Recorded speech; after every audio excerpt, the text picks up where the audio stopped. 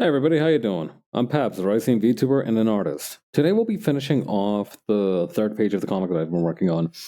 Uh, yeah, I've been putting in some hours on it off stream, as you can see, especially from this panel.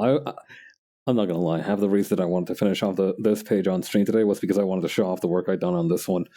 My God, it took a while. It's still not quite finished though. This last panel here needs a little bit more love still. And I also have some things left to do with this panel in particular.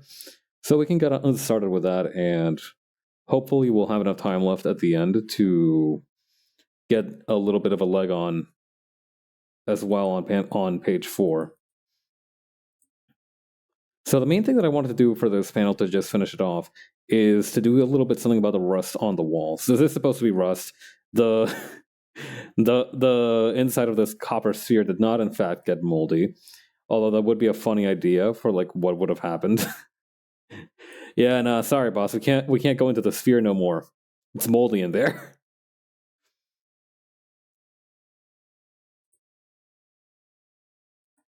All right.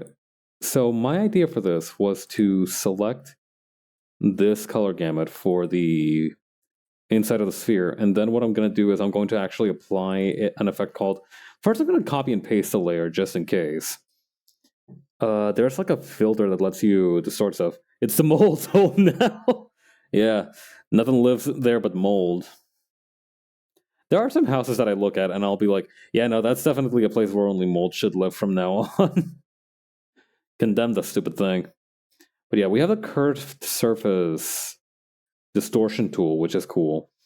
Although maybe I should lower the strength on it a little bit, because right now it's kind of blasting a little hard. That mold doesn't know what hit it.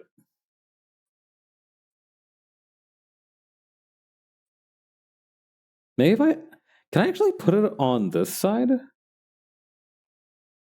Huh. I don't know if this makes more sense actually, because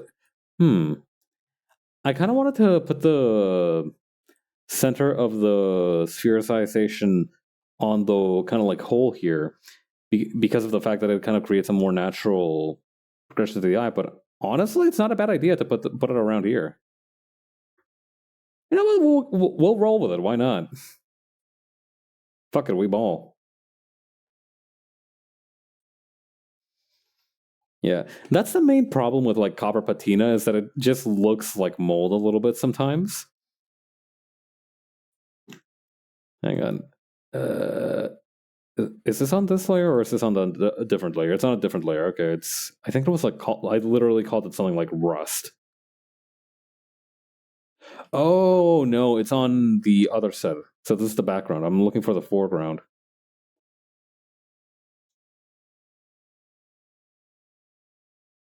There we go. All right, that's this panel done, I think, hopefully. Not 100% sure. I'm not gonna claim. I can neither confirm nor deny the allegations that this panel is done. I also want to go back in here just real quick and add the Miss Frizzle type pattern to Horatio's shirt. So let me just put that together real quick.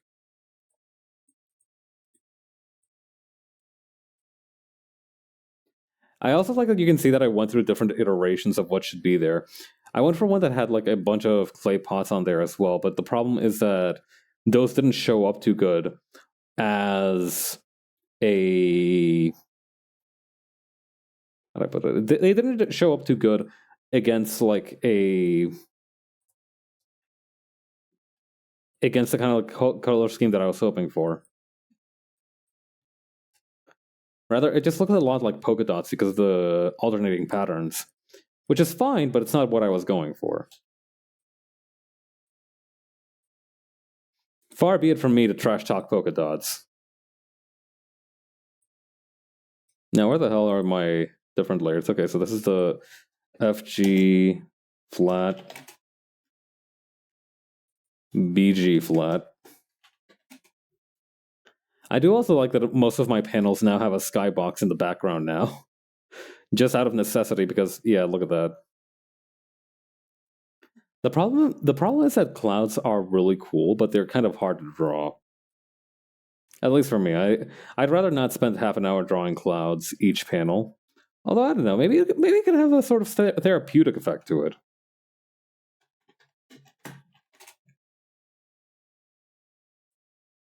How do I know about meditative practices?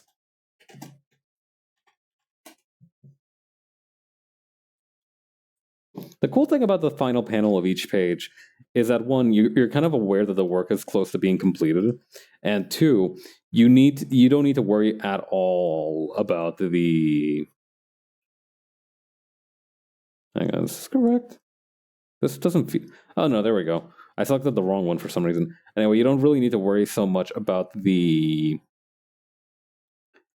grabbing your colors from anywhere because you have like 5 other panels to refer back to.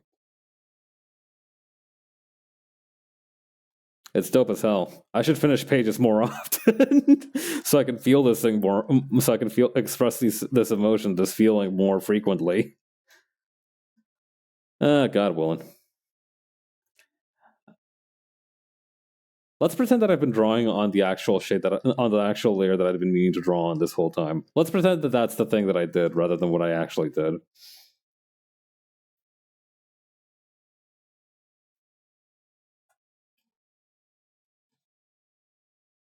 All right.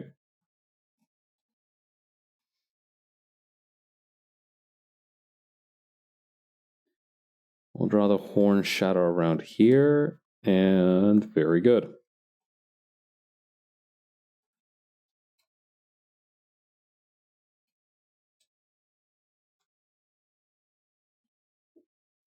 Okay, then next up, we'll just do this hand here. I also like this panel because it's going to be a lot less complicated to shade than the one right before it. Well, a lot of panels are much easier to shade than that one. The problem is that there were 2 sources of light, right? There's this big stupid hole in the dome, and now there's also this other hole which was placed there deliberately. This one's just like rust damage. Or maybe these goobers in the pompadour helmets ate through it like ants. Actually, I don't think ants can eat through metal. I think I'm thinking of rats. Very few things can eat through metal, I think. I wonder how different humanity would have, like... I wonder how different society would be if, like, shit like rust monsters from D&D were real.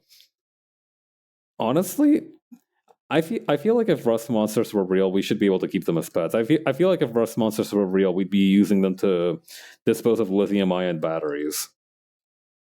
I bet it's like pop rocks to those little guys.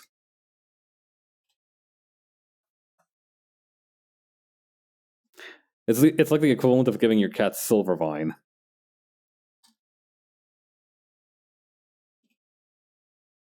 It'd be a fun and enriching experience for them. It's like giving a dog peanut butter. You just see them like you give them one of those like pillowcase ass iPhone batteries, and they start like lapping it up and playing around with it. Honestly, we need to have like I hope this is a sentiment that other people share, because otherwise I'm going to sound insane for saying it. I think we kind of need to bring that idea. You know how like there are those kind of like treat balls that people give to dogs and cats. You know those things that are basically like toys that spill out food if the dog or cat knocks them around enough. I feel like we need those for people, for like humans to use around. I guess that's why stuff like lobster and crab is so popular. Yeah, enrichment for humans. Exactly. We need like the equivalent of those pumpkins stuffed full of hamburger that they give to tigers at zoos in their enclosures. I'm guessing that's why stuff like crab and lobster is so popular, besides just the accessibility to it. Crabs are not exactly the most deft of prey. They are not the most difficult of prey to acquire. You could probably just pick up a crab somewhere and it won't even try to resist when you try to eat it. Just pop those suckers into your mouth whole. It's fine. Unless you have a shellfish allergy. which I kind of do, but I don't really. It's weird. My shellfish allergy is super weird. I've just gotten like the worst, most upset tummy for, like the last 5 or 6 times I've tried to eat shrimp. But when I try to eat something like crab or lobster or something like that, or even like oyster, I'm fine. There's like no damage, no change, nothing. I am unaffected. So I think it's just shrimp that have it out for me specifically, to be honest. That or I just keep getting unlucky with how fresh my shrimp is. No, but that can't be it because I'm almost always the only one who gets sick. No, I think shrimp just have it out for me. You're telling me a shrimp gave this rice indigestion? Is shrimp a shellfish? Yeah. They're like crustaceans, aren't they? Shrimps are totally shellfish. Hang on. Are shrimp... Let me Google this just to be sure.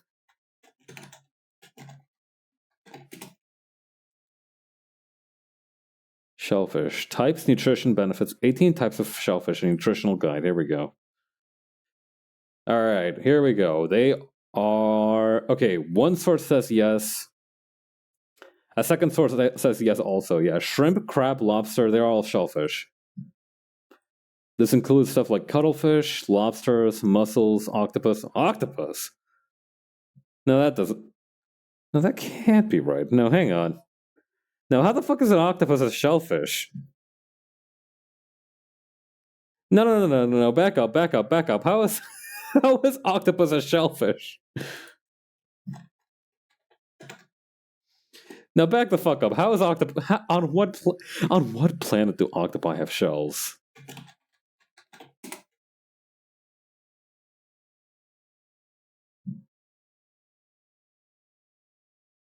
Hmm.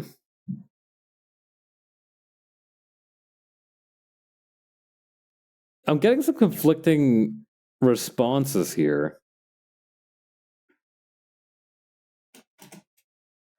Okay, so Wikipedia says that.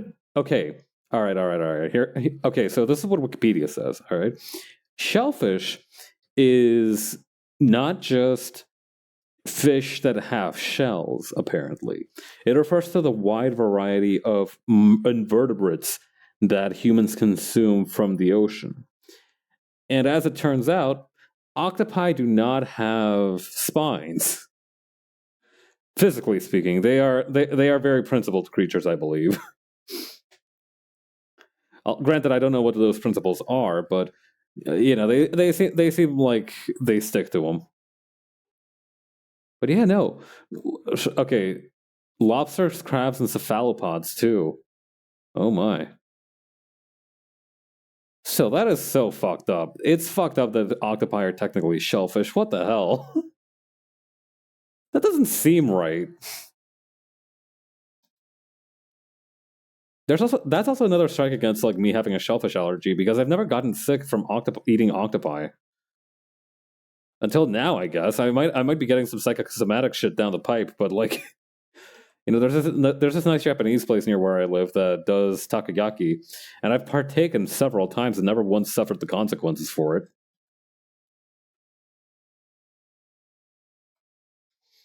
So yeah, I do. I think there is pretty strong evidence that it's just shrimp that hate me.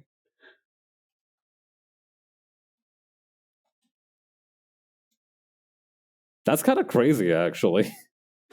That happened before I chose my rice theming too. So that's just I don't know how to feel about that.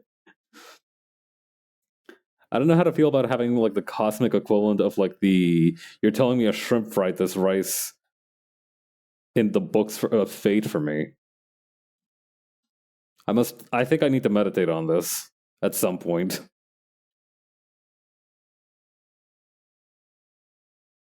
First I gotta do something real quick though. I'm just gonna give this whole thing a once over with the millipen tool, just in case I've missed any spots on these rock crags.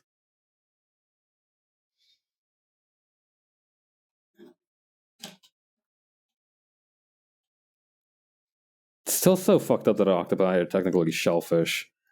That's not right. Bro, those guys don't have shells.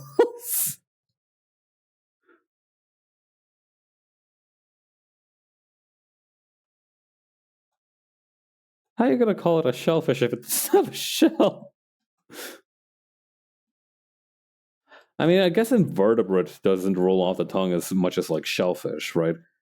You know, I guess seafood is vague enough that it can just refer to fish.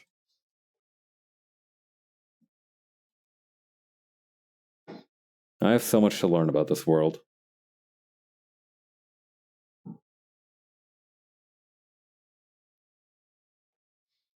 I was doing something before all this, I think. Right, okay. I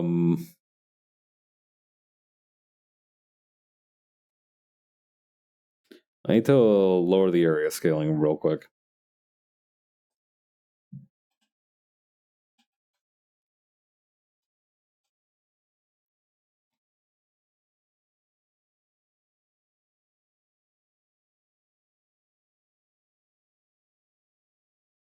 Yeah. I think I need to tell more people about this. I need to know this is like common knowledge.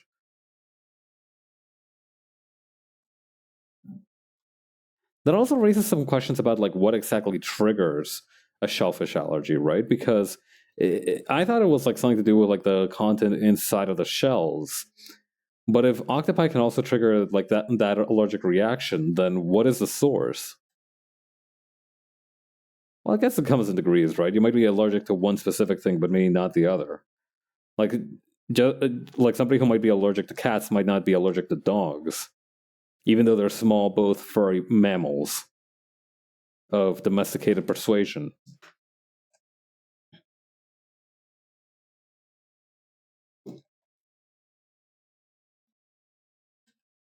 Life is so full of mysteries.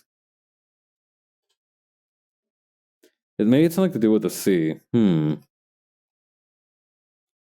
Actually, no. Hang on. I still have the Wikipedia article open. What causes it? All right. Let's see here. Shellfish allergy is an immune hypersensitivity to proteins found in shellfish. Symptoms can be either rapid or gradual in onset.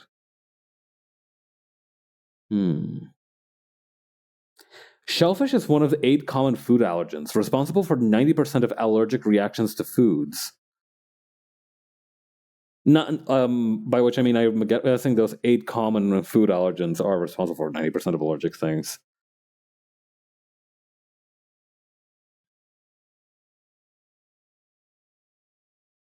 Okay, the shellfish types causing clinical allergy are in decreasing incidence shrimp, crab, lobster, clam, oyster, and mussel. So for some reason, more people are allergic to shrimp than they are to crab.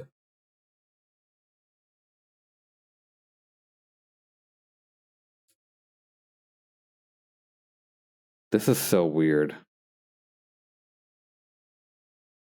Exercise is a contributing factor.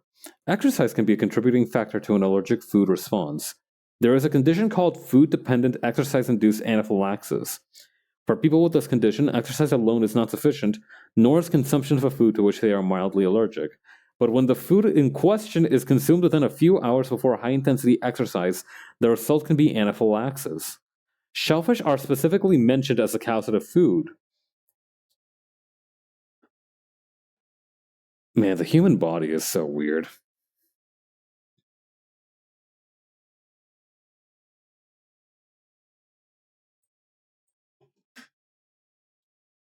I guess it's also possible to just have low tolerance for a specific type of food rather than an allergy.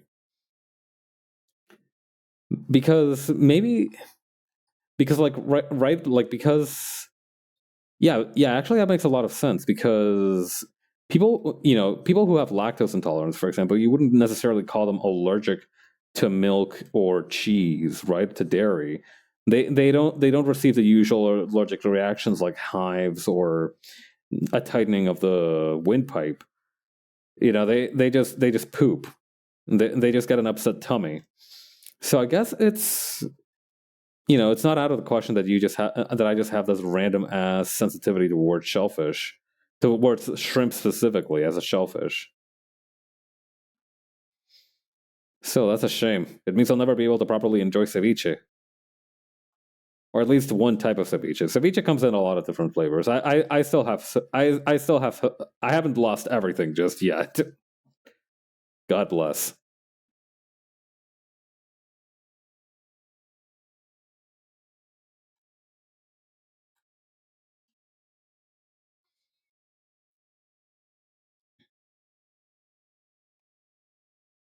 Hmm. Actually, come to think of it, it's been a while since I've eaten like some proper seafood. I'm definitely not a huge seafood fan, but sometimes you get a little bit of a craving for it.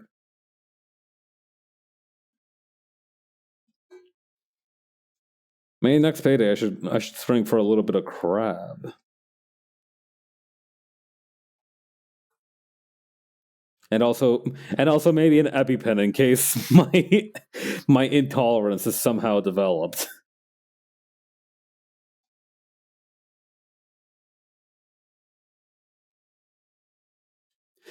I step up to like a seafood buffet near where I live, and I'm like, and EpiPen in one hand and like a bib in the other. And I'm like, all right, let's do this thing.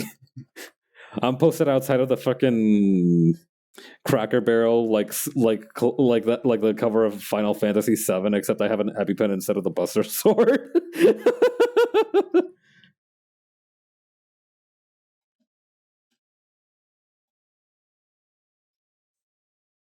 I've never actually been to a Cracker Barrel. I think, like, I feel like that's one of the places that I haven't been to in terms of food. I remember I didn't go into like an Applebee's or anything until like way, way late in my life. I still don't think I've been to an Olive Garden. To be fair, to be honest,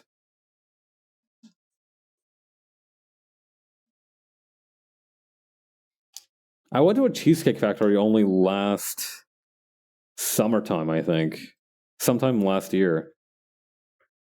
Eating the food in the hospital parking lot. Yeah, I'm just like some dude sees me outside of like the emergency care and it's like, hey, is that the surf and turf? And I'm like, yep. Get ready to wheel my ass inside in case anything goes awry. Cracker Barrel is all right. It's Southern food, so if you like that, you'll enjoy it all right. Huh? I think I could be into that.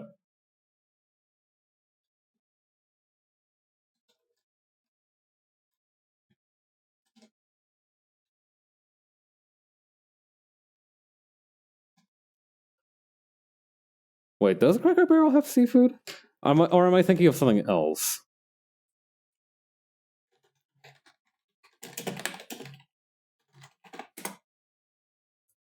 Does hmm? I don't think so. Shit. Wait. Then what am I thinking of? Hang on. Seafood places, franchises. USA.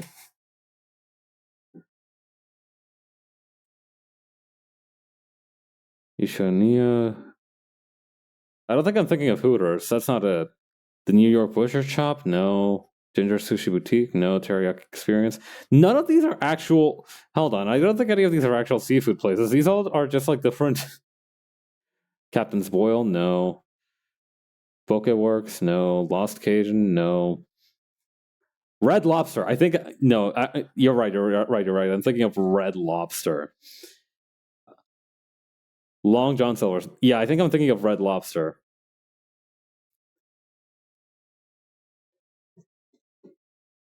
No, Red Lobster sounds about right.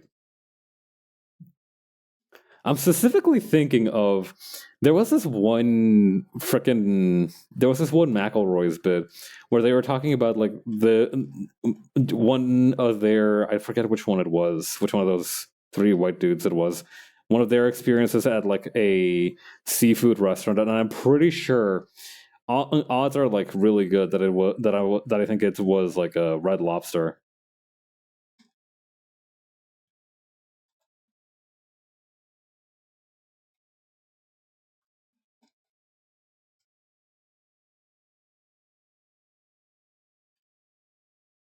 This is a very unusual neck because I still haven't shaded the inside part of it.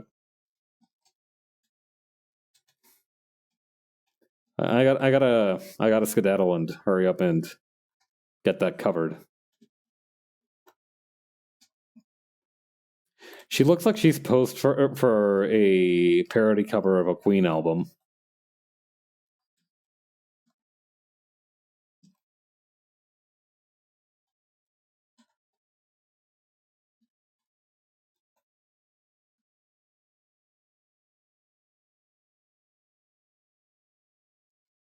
Let's see. Here we go.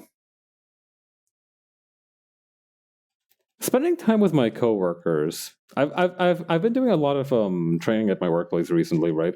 And I've been spending a lot of time with my coworkers and around them. And I think it's been good for me. Not in the sense that I'm socializing more, but in the sense that I'm kind of getting a good handle on like where the average, you know, there are times, right, where where I've thought to myself, am I too weird? Am I like am I perhaps not mainstream enough? Have I not been making enough of an effort to connect to others? But I got to tell you, I got hit. What I overheard one of my coworkers discussing like Marvel comics and like the MCU and everything, and they were like, "It's crazy," and he said without a hint of irony or restraint, "Man, it's crazy how Thanos makes more and more sense the more you get older." And I knew at that moment, okay, no, I cannot get less weird because the concept of being less weird and being able to relate to that is fucking terrifying.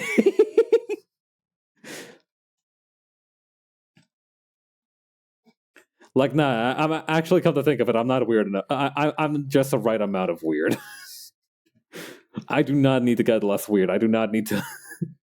I do not need to relate to your outlook. I'm good.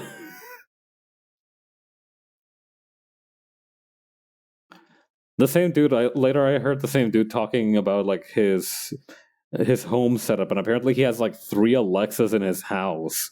And I'm like, we are not ever going to be able to fundamentally understand each other on like a incredible level. It's like we're the Tower of Babel, but it's like people. Great guy otherwise. I will say the guy the guy in question is a great dude otherwise, but like it's those 2 moments that gave me almost like I want to say like an inverse reality check.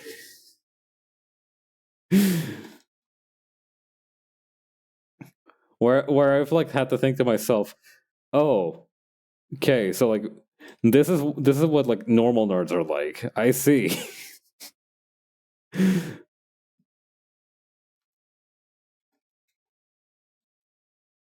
I don't know. I don't know if this. I don't know how mean spirited this sounds. I swear I'm not trying to be mean.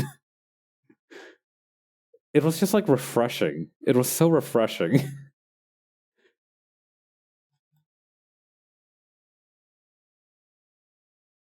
It's no reason to not try to and improve on myself, right? I need to keep trying to improve on myself, but like it gave me such a refreshing feeling of, you know what? I think I'm all right actually. It felt very validating in a weird way.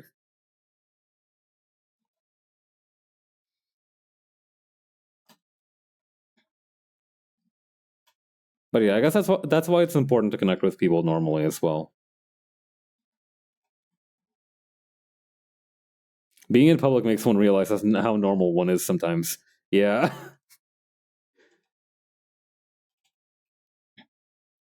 I gotta tell you, the best decision I ever made after once I decided to become a productive member of society was deciding to hide my power level at work. At work, I'm not Pabs. I'm role playing a version of myself that doesn't know what anything is in terms of my normal interests. Like I pretend like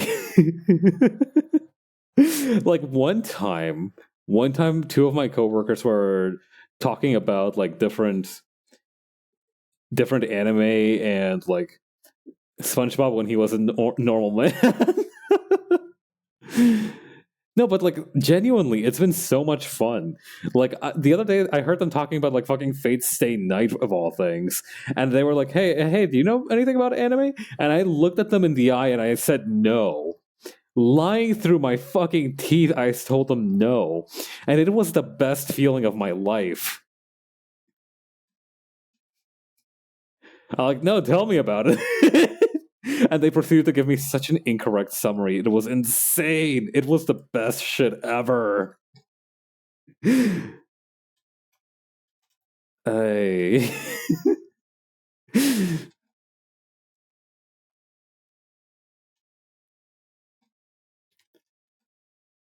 Like, genuinely, I recommend it. I cannot recommend it enough. First of all, because like it gives you a little bit more privacy than usual, right? Like you don't need to, you don't need to expose yourself as much as you would normally. But also, it gives you a little bit more control in like how much information you hand over, which is vital in the workplace. Not to make the workplace, I'm sure some workplaces are nicer than others, right? But for some reason, I feel like every time I'm giving my office more information about me, it feels like I'm like some kind of like ancient elderly king. I feel like the king from Aladdin talking to Jafar. Like the dude is like, yes, I see your majesty, and he's like writing down a list of my potential weaknesses and lack of defenses.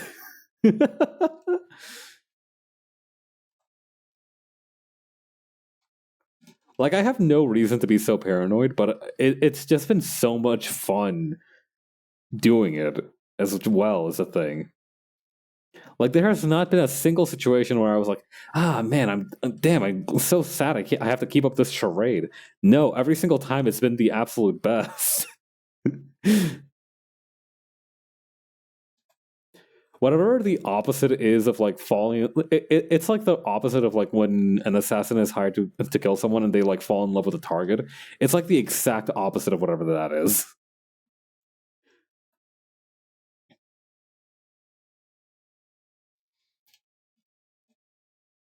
Uh, and now, see, because I say shit like this, I also recognize that it's not. This is not a normal thing to think. It's also useful in that regard, right? Like I mentioned earlier about how it like gives you a little bit of a reality check to talk to other to talk to like more normal nerds.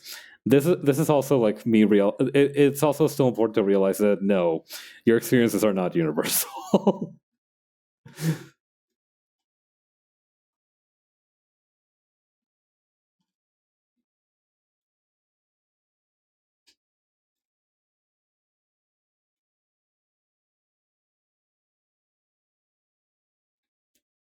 All right, shrink this down a little bit.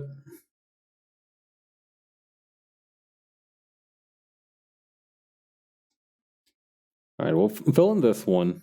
We'll grab this one, shrink that down, fill this, then there we go. I do wonder why it creates this little line, because it's just using the wand tool, so nothing should theoretically be leaving. It's strange.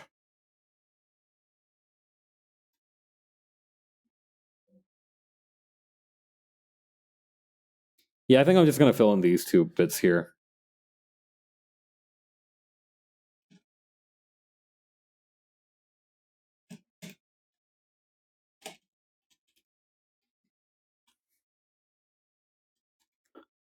All right, let's see. We'll grab the jetpack shading color here.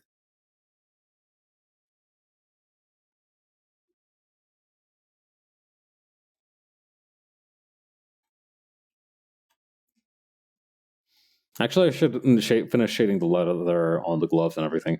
Why is there like some misalignment here? I don't think that should be happening, even though I have the area scaling going on. It's odd. I must have done something to the flats layer of this before starting work.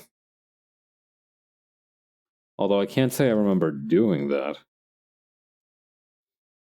Who knows? Maybe I blacked out in some kind of like comic creator fugue state.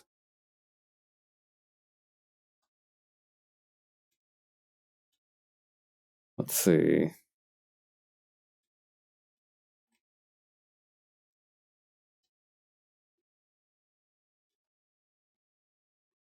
Okay, there we go.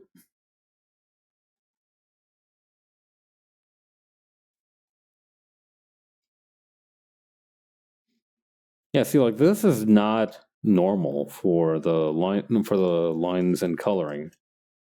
So I wonder what caused it. Well, perhaps we will never know.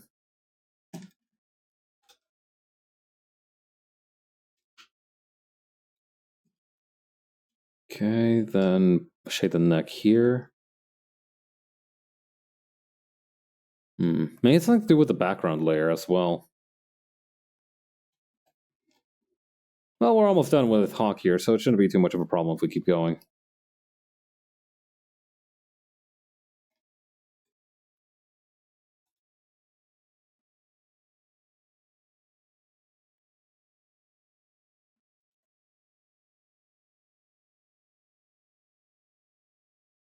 Okay. Perfect.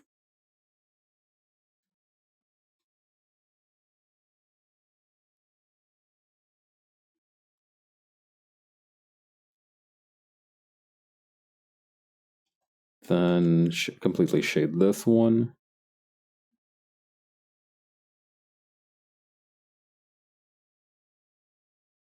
Okay, now from here we just need to do a little bit of shrinkage and we should be fine.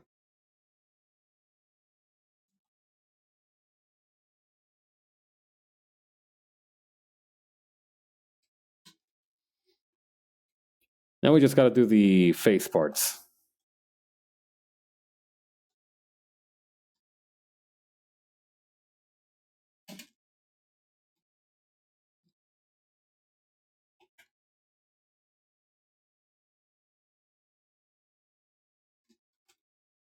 There we go.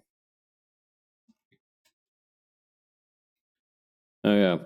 So I was reading about this study that was done on this thing called geopsychology, right? Okay, so geopsychology, what it is, I'm pretty sure it's gonna turn out to be it's low key kind of a pseudoscience. I'm not gonna lie, but essentially, what geopsychology states is that the place where you live determines, in some regards, your personality, right? Like very specific people have a tendency to exhibit these kinds of personality traits. I'm pretty sure it's pseudoscience because I feel like, your environment, while it should have like an effect on your, what do you call, like I do feel like your environment will definitely have an influence on the way you interact with others. I don't know if where you live is that relevant. But they did do a basic study of like this personality typing called canoe, right? So that is conscientiousness, agreeableness, neuroticism, openness, and extroversion. Neuroticism, for in this regards, is basically just like your kind of like anxiety and such, right? Most of those like are apparently fairly static throughout your life, except for agreeableness, which tends to become more prevalent as you become older. Like it's been found that in the studies using this emotional model, it's more or less understood that you become more agreeable as you get older, which tracks. Frankly, I think I'm definitely much more agreeable than when I was a child. So that makes sense to me at least. But yeah, I'm not going to talk about like the general findings. I want to talk about some really funny outliers that I saw from that study, or rather, some rather significant findings. So, per the agreeableness map, so agreeableness being like, yeah, okay, I can go with that. Your ability to kind of roll with it. There is a singularity of just absolutely rip shit people up in New England. I would say yes, but then I did think about old people in customer service. Yeah, it's it's one of those things where you can't for sure say yes, but you can't also for sure say no. It's like, yeah, kind of, but that's not. It's not like, it's not an all determining factor, I reckon.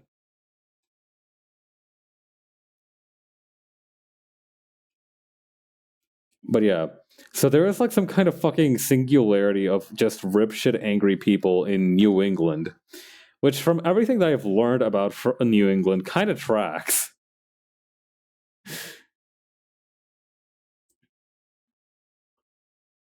Let's see what else. What other funny findings were there? There's like this wide arc of emotional instability. So like people who scored higher in neuroticism throughout Maine to northern Alabama, biting a little bit into the Midwest. It's like a ley line of anxiety. And I don't know too much about like the stereotypes of the Americas. I don't know if like there's any one place that's been. I know the phrase Southern hospitality, for example, but I'm not super familiar with all the other ones. What else happened? Oh yeah, openness, which is like the willingness to try new things as opposed to caution, is like really cleanly split almost down the middle. Like west of Colorado, in almost a straight vertical line, people tend to be more open. There's another divide a little bit closer to the East Coast, but that one's much less defined. It is like night and day in there.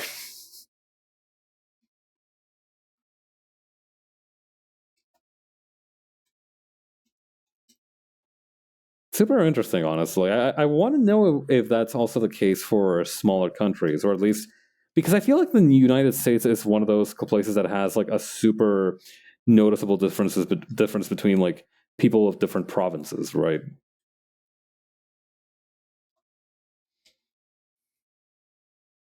I mean, I guess that's true no matter where you go, right?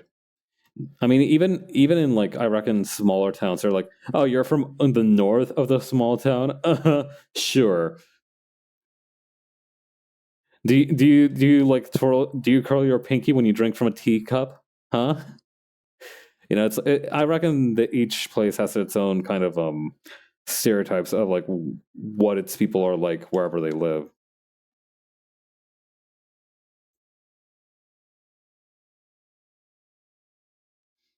But I feel like state rivalry or like that kind of like feeling of like state to state hostility is the strongest in the US. Like some places are like, ah, yeah, we do that. That is a thing we do. But in the U.S., it's like fucking people from Chicago and people from New York are having psychic battles, trying to determine which one of them is right about pizza. I mean, I understand pizza is serious business, but goddamn,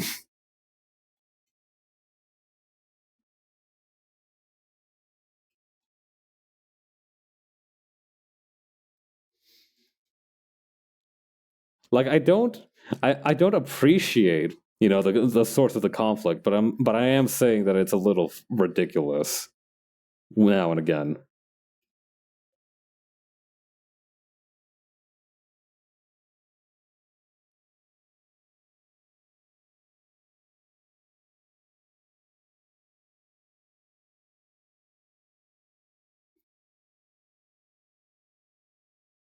All right, and now just a little bit of shading for this yellow line here.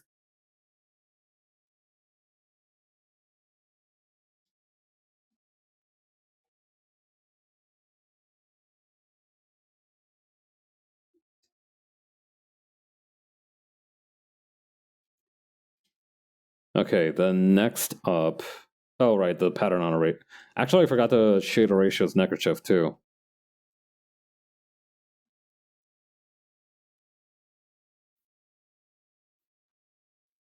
There we go. There's a word for this kind of satin tie for like Argentinian cowboys, but I forget the word for it.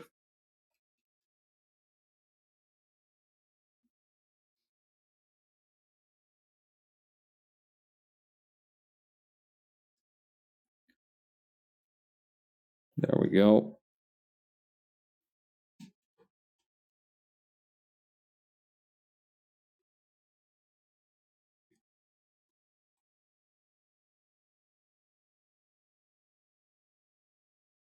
Nah, we're not going to do shading on the back there.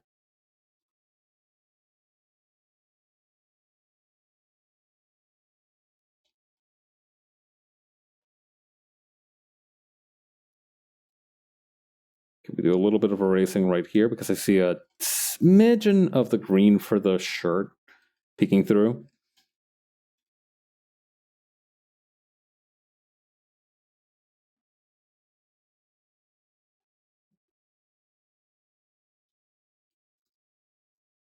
Right on.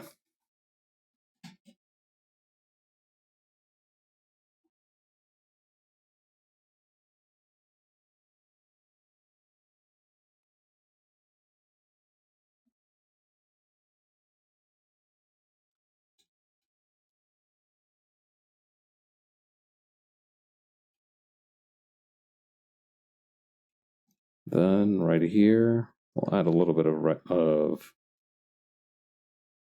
a shadow. Okay. Almost done. Now we just need to do the background and we'll be good for... And also the metal sphere. I picked up some tricks for the metal sphere, though. I'm feeling much more confident about my metal sphere rendering capabilities now. Although there is a little bit of a snap to the wrist that you have to do for it.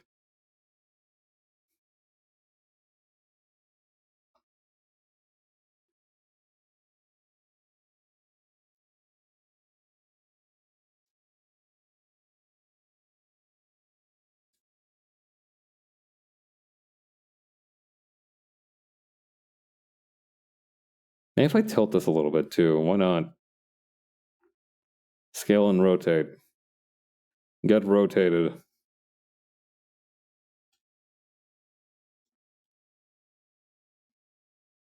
All right, now we gotta go down and render the background. I'm going to put everything in the foreground in its own little folder so we can keep better track of it.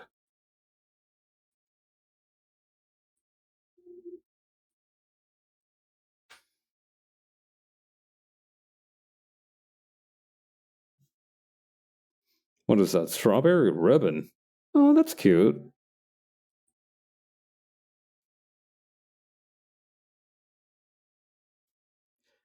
I've also gotten a lot better at separating the different characters on my layers, so it's also become a lot more fun now that I can just kind of Dragon Ball Z style pop them out of existence. Peace. I'm out. Peace. I'm back.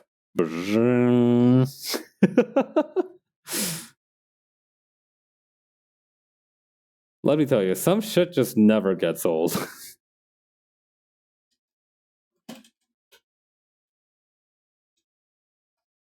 Okay.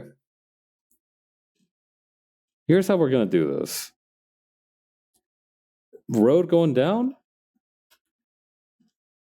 I think I'm just going to do a little bit of shade right here for like the kind of like craggy rocks on the side of the road. On the side of the ramp that they've made here.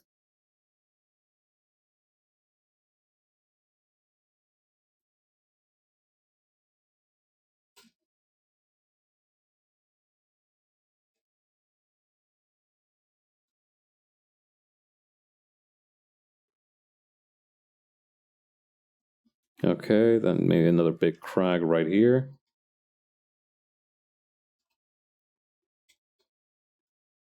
Perfect.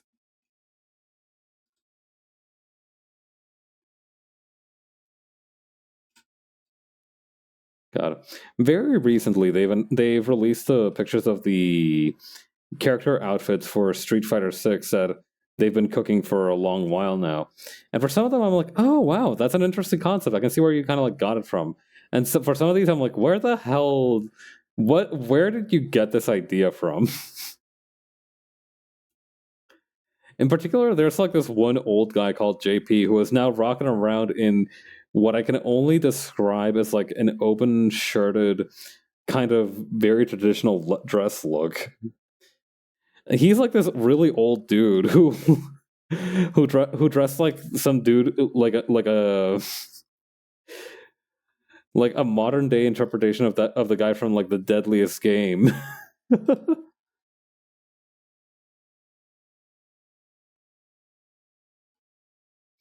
It's been a while since I've reread that short story. I should reread it again.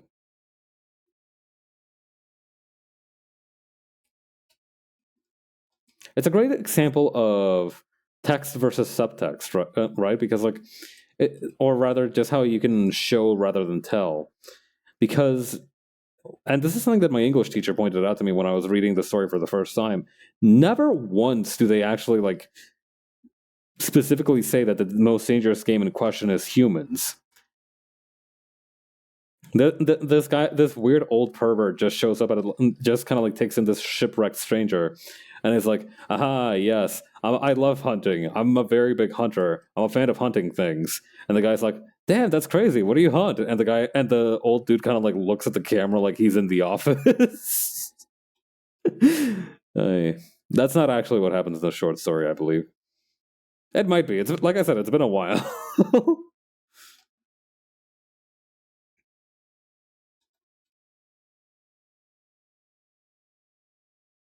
At least I'm pretty sure that the protagonist ended up on the island by getting shipwrecked. It would be really funny if he went there for because he heard about this funny ass hunt that keeps happening on this island. Ultimate example of of dickhead karma. Imagine being this one dude who's like, "Ah, hell yeah! In this island where they're in the middle of the Pacific where there are no rules, I get to hunt people." And then he's like, "Oh no, I'm the people's being hunted." That would actually be a genuinely funny idea. But no, I do think he just ends up shipwrecked there for some reason.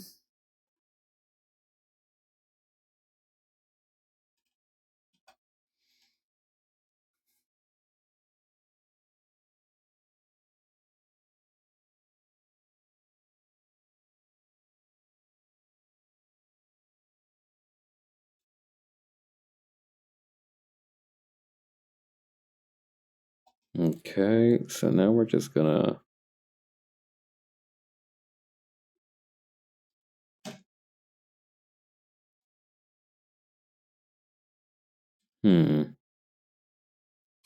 How do we do this thing again?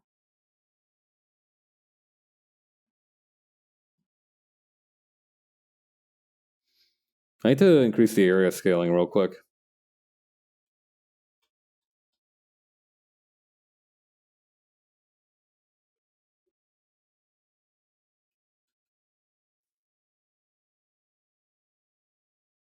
Okay, then over here we are going to add this.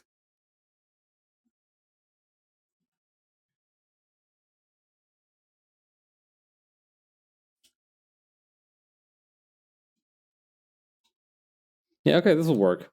I just need to put in a little bit more effort, just so it's not immediately obvious that I use a mirror modifier to create this landscape.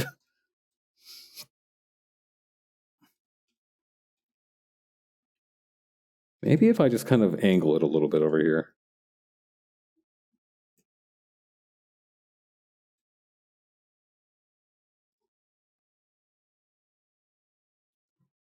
I'm gonna use the millipen to my advantage.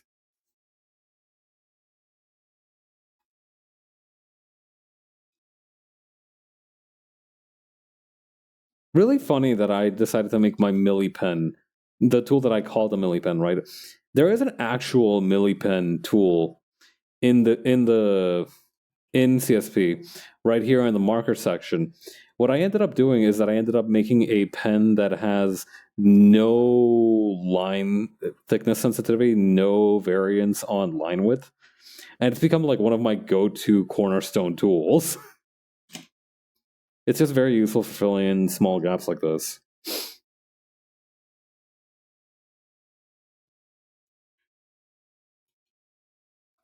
Digital art is a lot of fun because you will create a workflow that is so efficient and perfect for you, and you will talk to somebody else and they'll be like, "No, I could not in 9 million years imagine working like that. How the hell have you lived?" And it's like you keep doing that to each other, like that one GIF of two Taekwondo people breaking boards for each other in quick succession.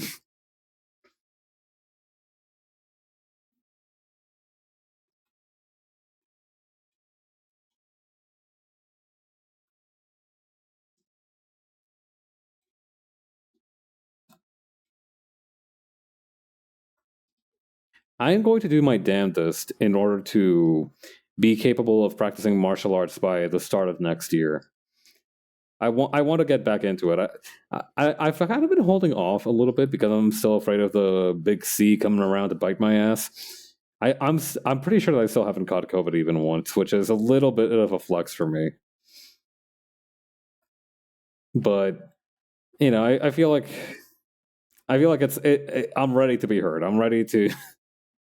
I really shouldn't say that about a potentially deadly disease, which we don't know the consequences of just yet. But I think it's fine. I'm like double vaccinated. I kind of want to wait until like I'm double vaccinated. I've had my boosters. I'm about as safe as I can be without wearing padded armor. I mean, I still regularly wear masks outside.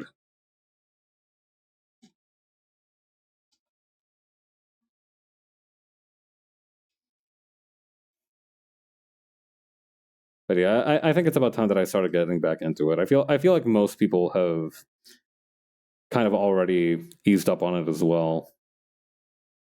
Which doesn't necessarily allow me to do it, but it's also like I kind of figured, it's one of those conversations to have with yourself, right? Like, at what point do I like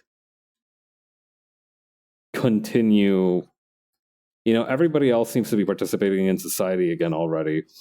At what point do I try it for myself? And I reckon, I think sooner rather than later is going to be the answer for me.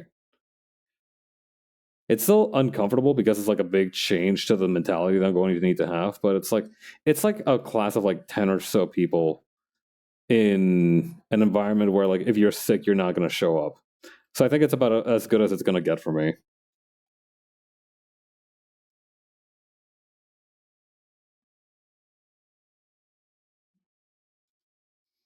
Yeah, because like let's be real, if you're sick and you show up to a martial arts class, you are fucked up in the head. You are like training to kill Batman or something.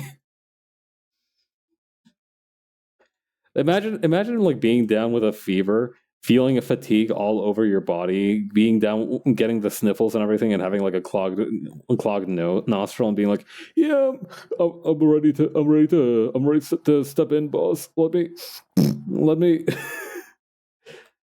That was such an ugly snort. I'm never doing that again. I'm never doing a sick voice again.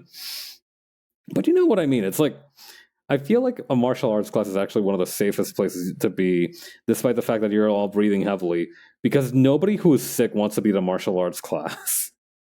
It is like the number one hell destination.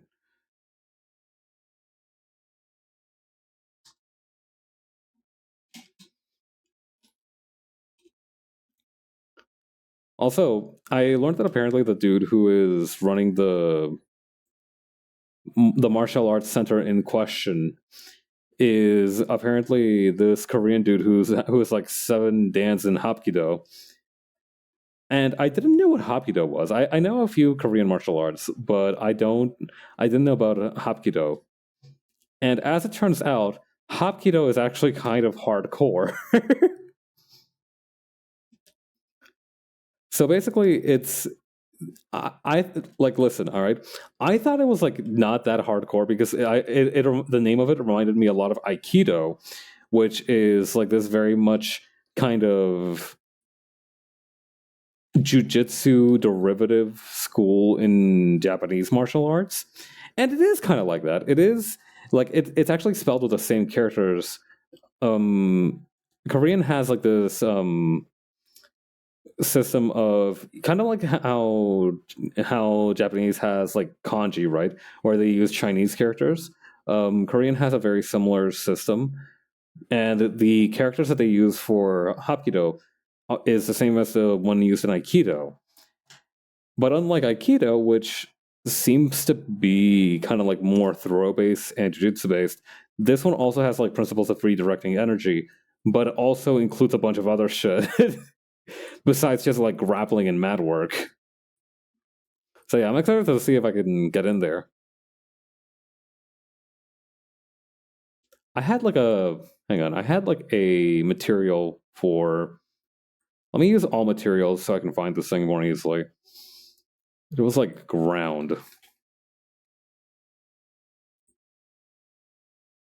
Stage lights, ground monochrome. Is this the one? Nah, this ain't the one. You are not the guy. You're not capable of being the guy. I had a guy, but now I don't.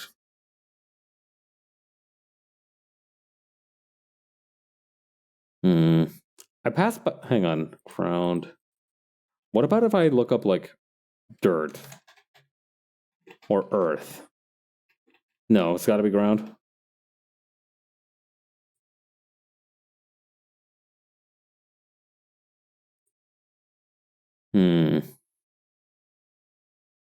That's a lot of tags that I got in there.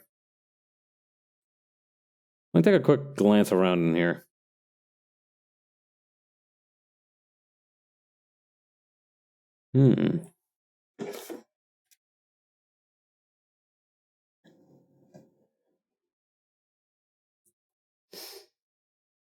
Rain? No, that's not it. Heavy rain, cloud. Why am I getting cloud when I'm looking up ground? Oh wait, maybe I didn't hit the search button. Okay, no, this is just the results for ground, which is... Don't know why there are clouds in there. Last time I checked, clouds are kind of like the opposite of ground.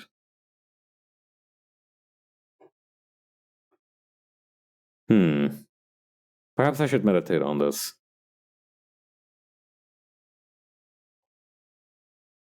Is there a way to... Oh. Let me filter for just downloaded material. Okay, no. How about additional materials? No. Okay, creative materials? Nothing doing. Okay. Interesting. Interesting.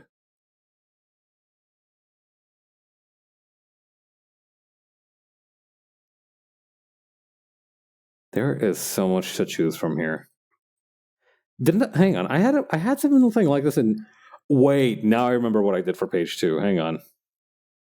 I literally have a brush for this. Background. Ground, here we go. Yeah, like that.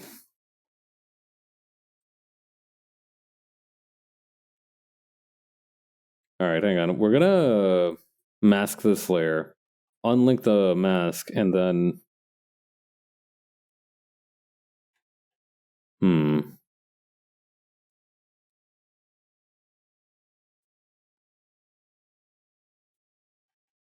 Okay, then I'm going to...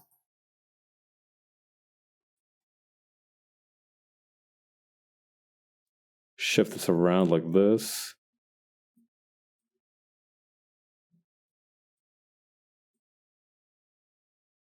Then stretch this out.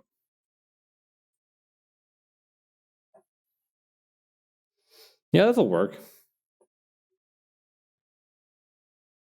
Now we just need to find a way to make it look not like gold veins are poking right out of the ground here. Oh, this actually kind of works. Yeah, this'll do.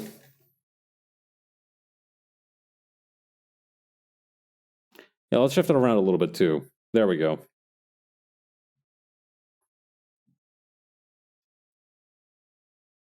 Okay, now what we need to do is open up page 2 and derive some of the colors from there.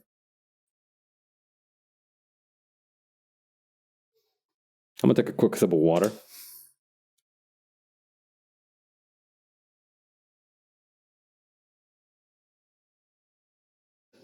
All right.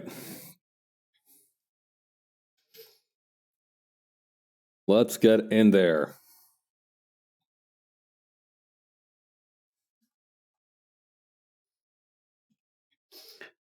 That being said, I am going to turn off some of the other layers because I think that's also partly to blame for this strange phenomenon here.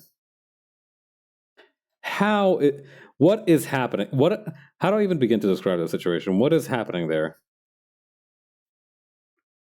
What? Oh, hold up. I'm still on the third layer. That explains everything. Okay, so that one was on me. That strange occurrence was on me. That was 100% my fault.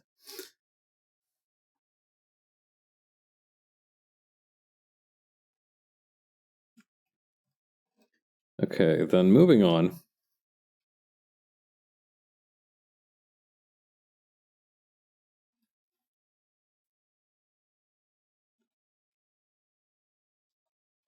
There we go.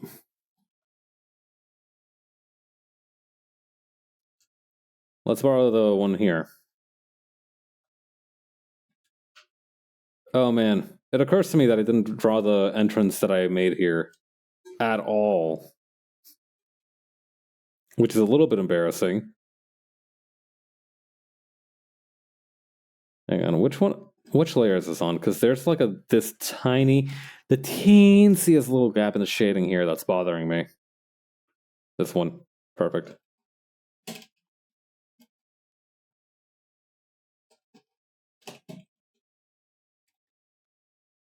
If I had seen that and not fixed it, it would have bothered me to the end of my days. So it's a good thing I fixed it. That being said, this will be a problem. Or maybe not so much, actually. Hang on. Let me try something real quick.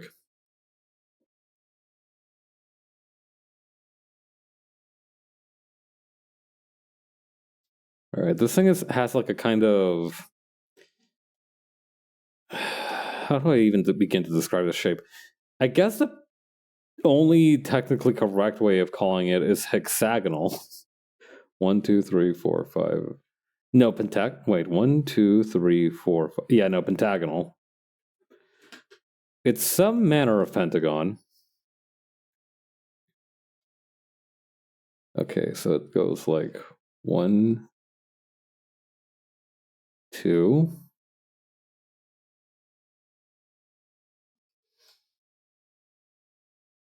It needs to be even further up, actually. Hang on. Okay. And that goes... Okay.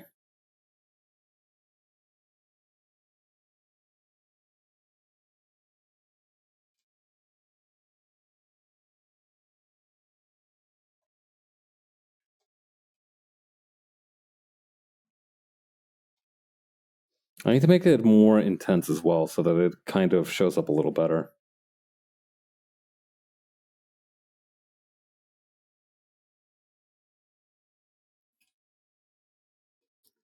Then move this upward.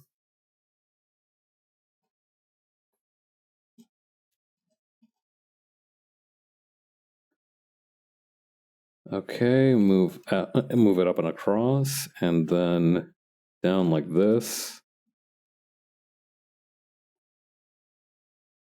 Then move it like this.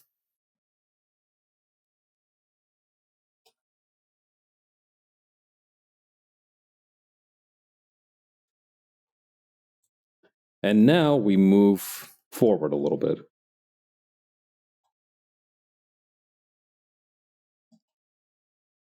Without the area scaling, at least. There we go.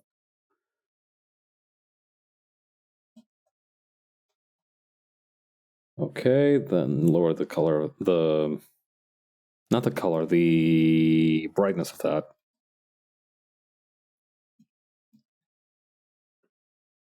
Okay, then shade this part like so. This part like so. This part like so. And we are 80% finished with this house. More like a soft 70 more than hard 80.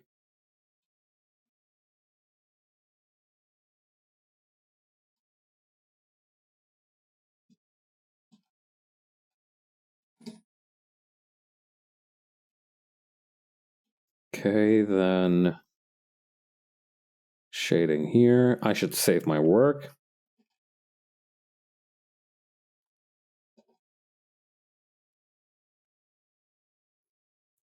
All right, I'm going to need to, I'm going to need to make a more extreme angle on that shading there.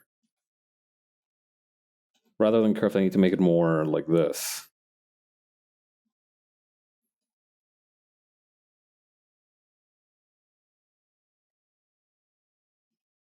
Then grab this and add it like this.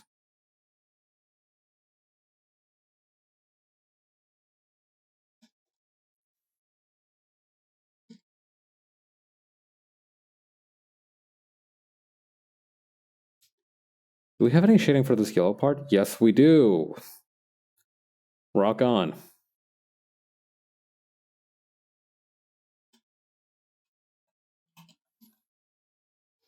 This is not the same. Hang on.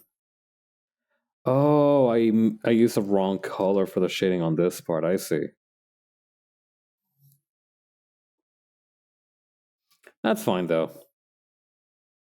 It's an easy fix, thankfully. And this whole back part is just going to be shaded, so that's fine, too.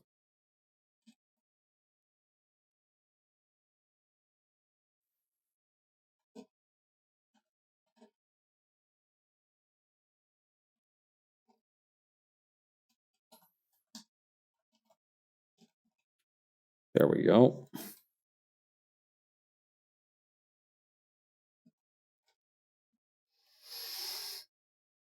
And then we have a shadow here. Another little shadow here. From the place where the house is at. I think that's what I think that was my thought process, at least. No, it's just kind of like a secondary shadow. Which is strange, but not unheard of. It's like a secondary shadow. Me explaining the ending of Sonic Adventure 2 Battle to a random person. Actually, I don't really know if that's the one where that happens. I don't remember too much about the Sonic games. I need to actually play Sonic Adventure sometime on stream. Eventually, I need to figure out what the hell that game was about.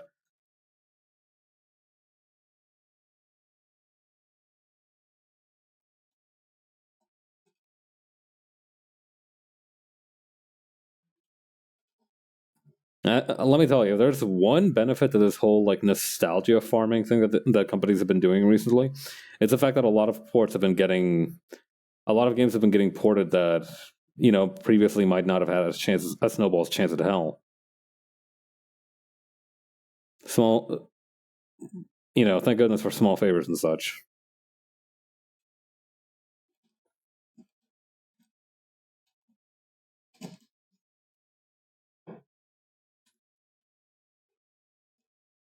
All right, I'm actually gonna erase a little bit of the shading here, so I'm going to select this part. Let me add just like 1 pixel here, and then I will boom.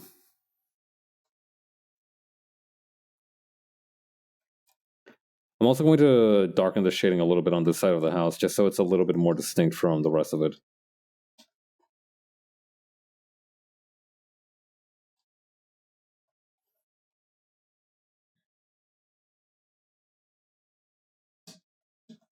Okay, and then over here. Perfect.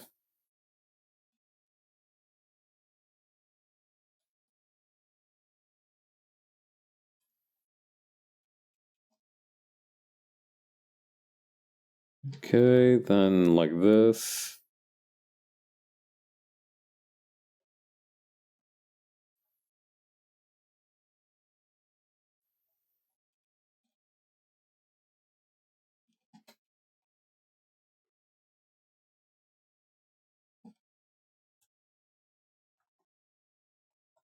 There we go. Okay, now we just need to do the inside of the sphere and we'll be good to go for this panel. And also the rest of this page. Alright, hang on. Let me reach up to the previous panel to grab the the texture I used there. Which one was it? What was this one called? Hang on. Was it this one? I can't see shit, Captain. Maybe if I apply the Hang on, what if I apply the rasterization?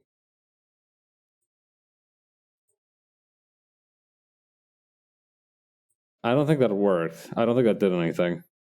Maybe I need to have the layer turned on first. Okay, now that's for the mist drizzle pattern. What's this one? Okay, that's not the one either.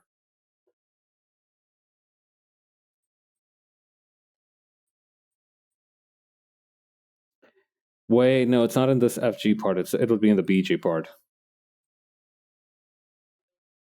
Is it this one? No, is it this one? Yes, it is. Okay. We're going to copy and paste this one. We're about to pull off the crime of the century here. We'll copy and paste this one.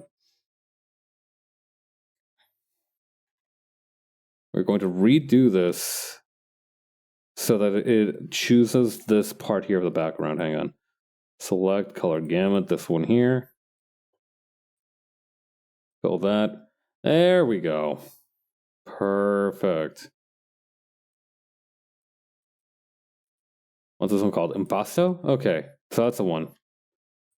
All right, hang on. Impasto.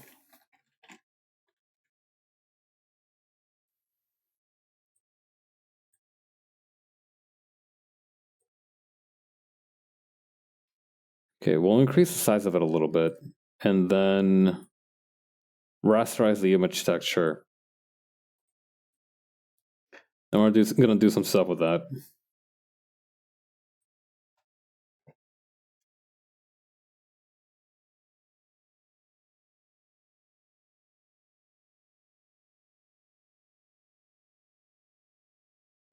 Okay, so that is gonna be, select this. Oh God. Oh, it's like there's ants on my screen. It's like I'm in the middle of a old CRT television set. Let's not do that again. Okay, so then what I actually wanted to do, all right, curved surface distortion, here we go.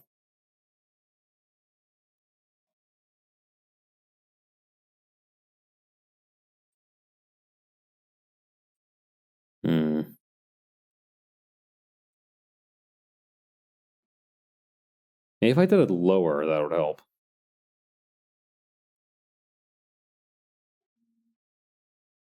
I need to make it obvious that one part of it is curved.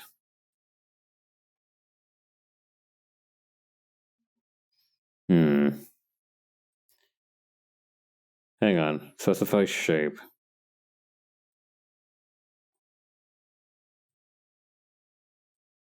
Okay, this might work.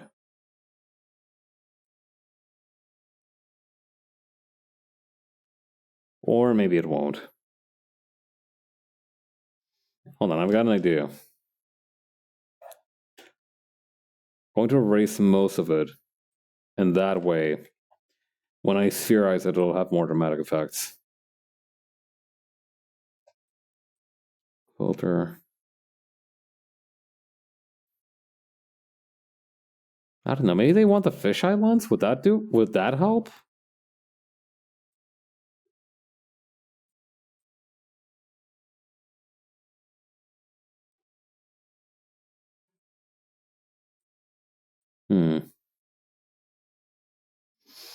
No, I think curved surface is better, at least in this case. All right, distortion.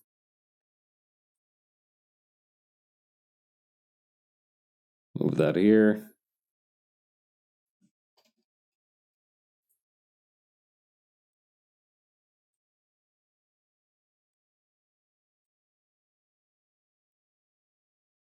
What happened? Okay, so this is at strength 0. And this is at strength 100. Maybe if I kind of reach over down here, maybe even lower?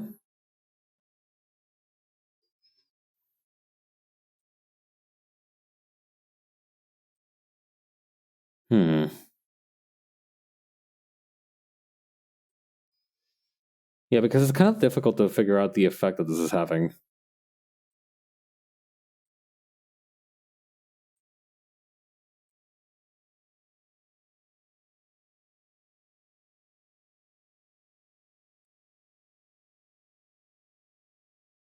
Maybe I need to take matters into my own hands.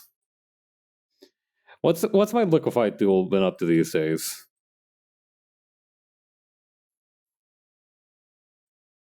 Yeah, okay.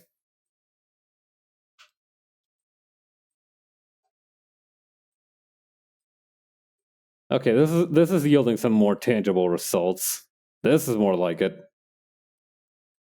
What if we combine this with the distortion?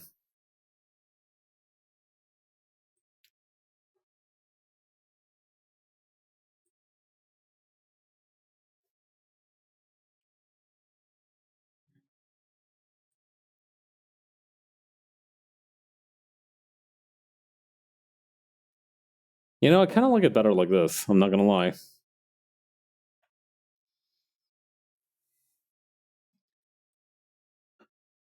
Okay, then after that, we can do a little bit of additional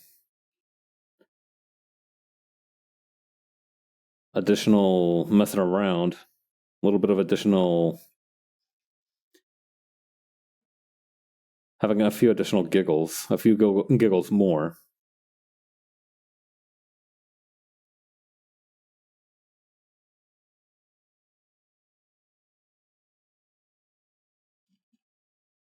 Okay, and then like this.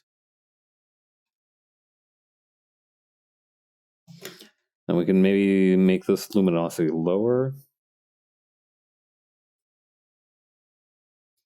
And I remember that the corroded border around this was like super chewed up in this panel. Yeah. Okay, we can do something with that too.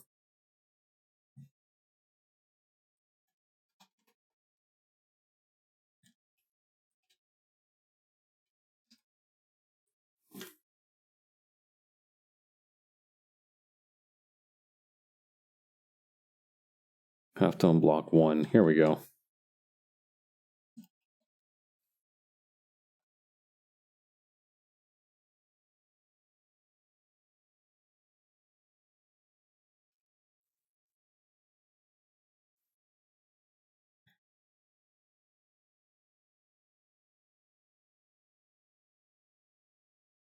Okay, what is this? Linear light, 98%.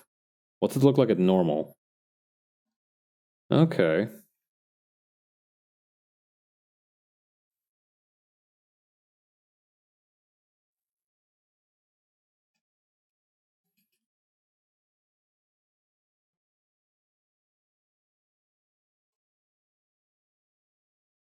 Okay, then halftone dots 1 over here.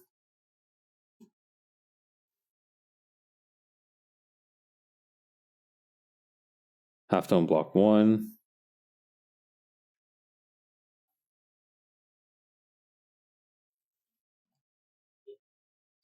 Okay, now we just use it linear what's it.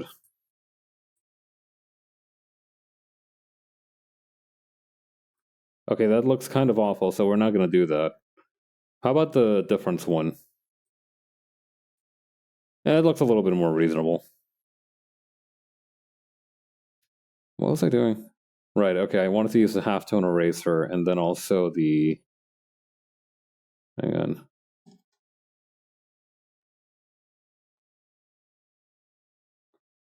Yeah, I think also the kneader eraser was on my to-do list for this.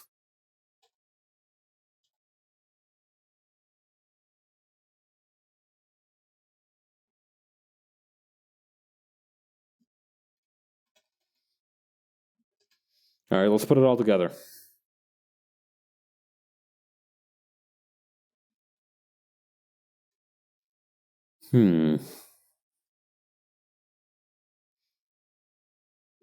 All right, there's something I want to try as well, just before we call this page finished for good. I want to try doing a little bit of the Gaussian blur trick on the background.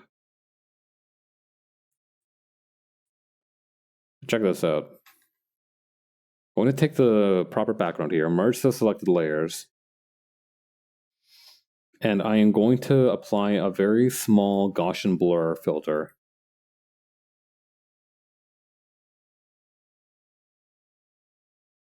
Very, very subtle.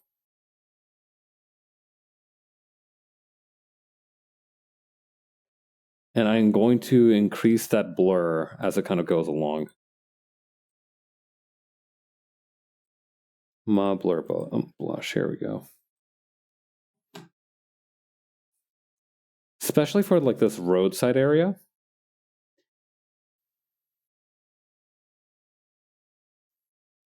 Oh, Gaussian blur, we're really in it now. Gaussian blur, save me, Gaussian blur. Gaussian blur, save me. Oh, Lord.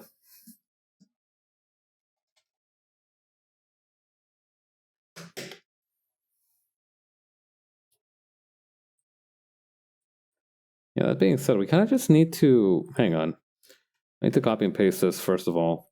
Then second of all, I need to kind of just dive into this part back here.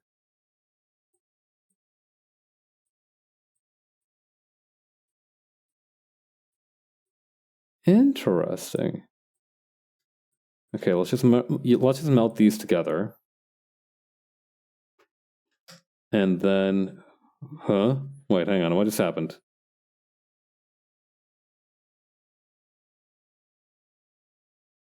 Hang on. We can't go Oscar just yet.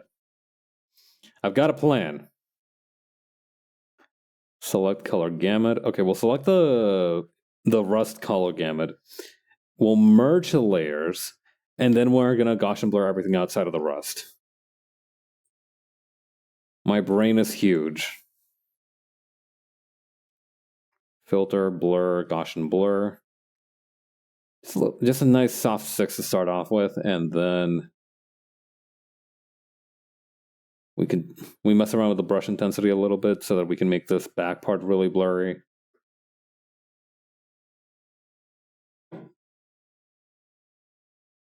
How's that look?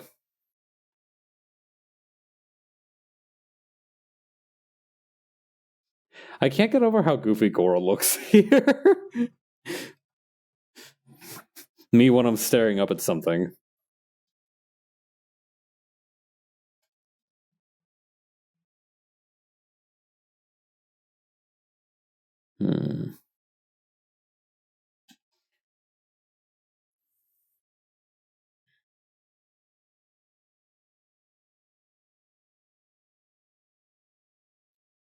Okay, what if I did something kind of insane and put some of the pipes from this layer into the foreground here?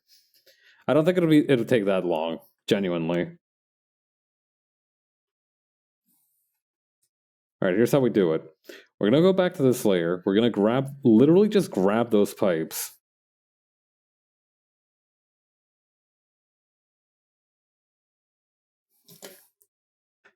Just gonna grab these bad boys right here. This set specifically. Copy those. Go back down here. Paste those in this layer. Flip them around.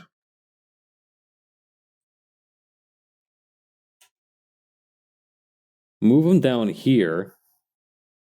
Please God, if this works, it's gonna be so fucking cool.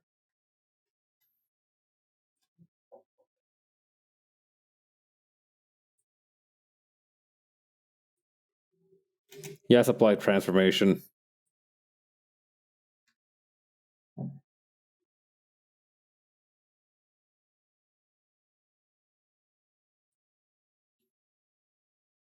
The problem is that it's like a ratio and then the pipe.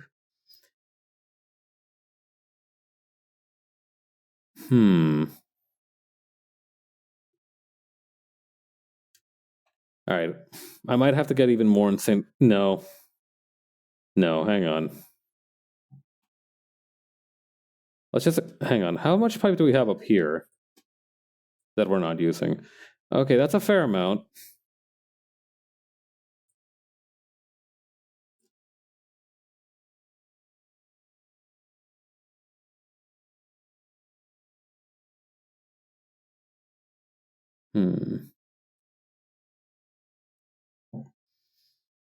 Okay, and then what if I grab these to make a second pipe up here?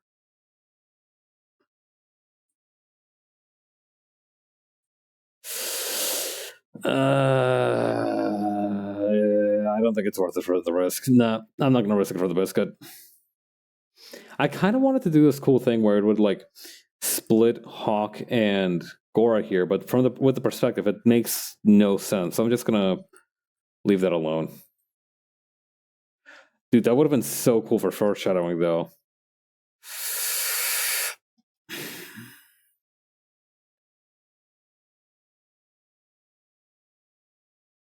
What if I did it anyway?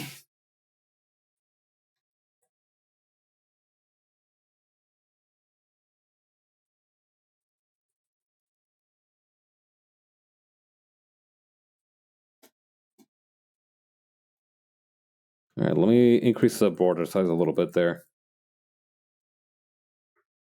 No, not that layer. Hang on.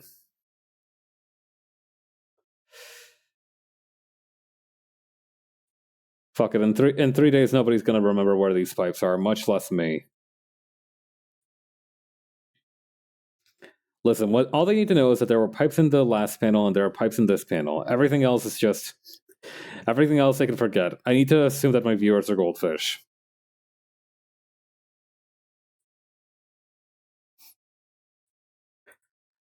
It's fine.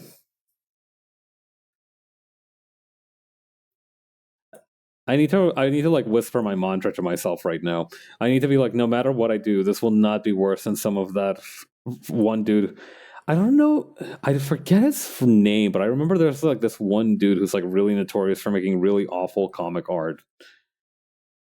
Like like the problem is that it looks okay, but it's like technically awful.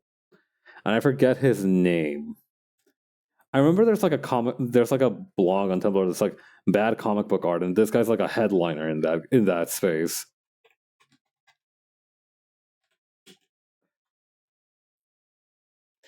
The blog is literally called Bad Comic Art. All right, Rob Liefeld, that's the motherfucker. I hope he got better at drawing, honestly. Like, hang on, let me pull one of these up. Hang on. Let me pull up a Rob Liefeld classic in here.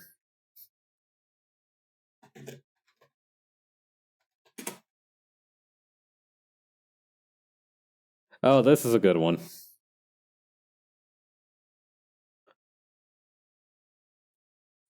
Check out the chompers on this fella.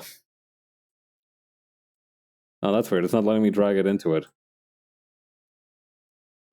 Let me try that one more time. There we go. Check out the chompers on this guy.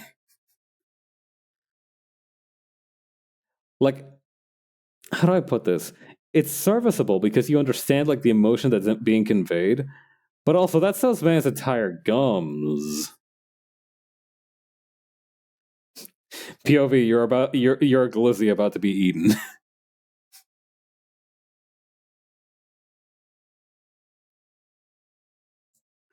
The thing is as well that he uses a weirdly large amount of cross hatching, right?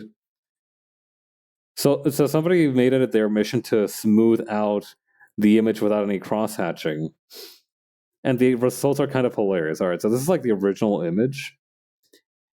And this is them smoothing out the cross hatching. It's kind of easier to see like where it's technically weak, right? Like the position of the eyes and everything. But the thing is, I'm not gonna begrudge that. I'm not gonna begrudge like bad comic art because making comics is hard. Right? Like I'm not here to call anybody out. But I'm just saying it's if he can get away with that, I can get away with this. Right? It's like understanding where we stand vis-a-vis quality and content.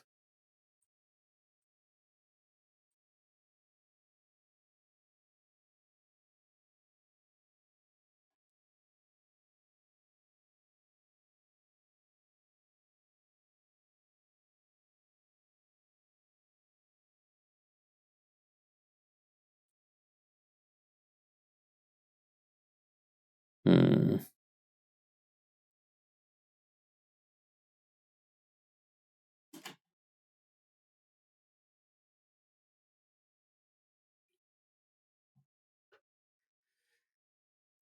I'm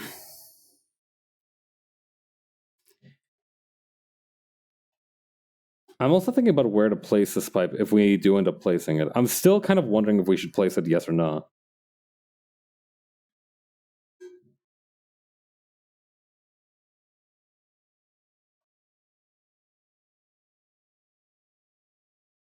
Because I kind of want it to be in front of Hawk a little bit, so that it's clear that it's in the foreground in front of her, but then...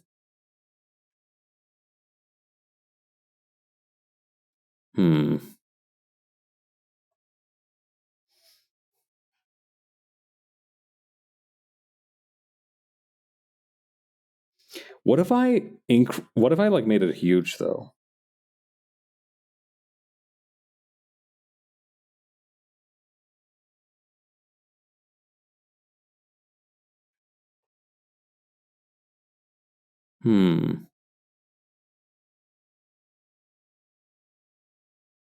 Okay, then we shrink this down a little bit.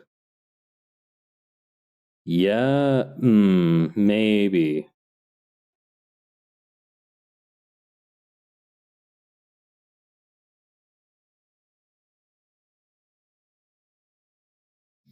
Maybe.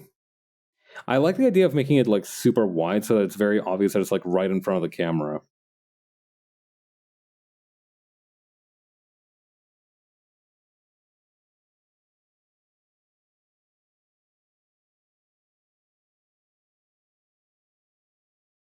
We twist it around a little bit, and then...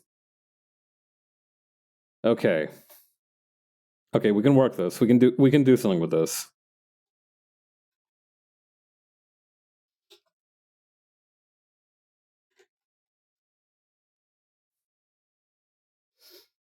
All right, we're in the home stretch. We're gonna... This is like the equivalent of like a guy in sports making a dangerous play at the very and when the clock is about to run out.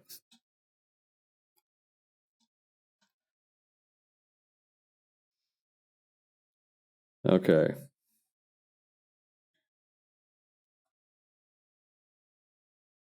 We need to increase the area scaling. There's no risk of us running of our pixels running over, so we're cool on that front.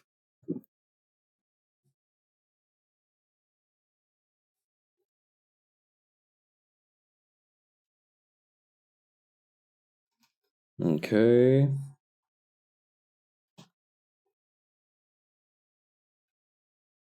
The good news as well is that because we're playing it so loosey-goosey, we can take fewer measures of caution with some of the coloring.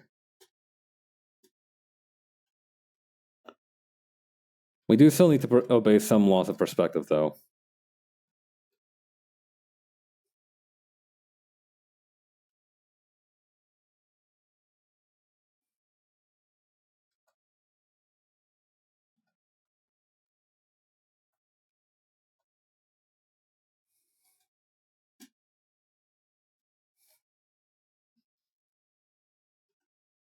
Okay, and then...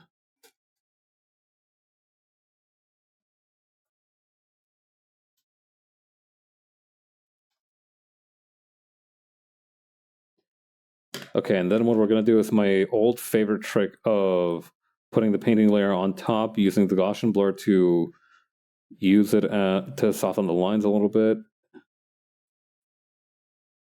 Flip on top, perfect. Make it much darker so it's not obvious what I'm doing.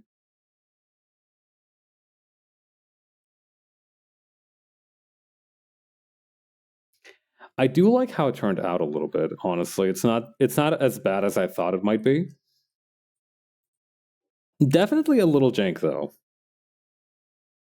It's a little jank.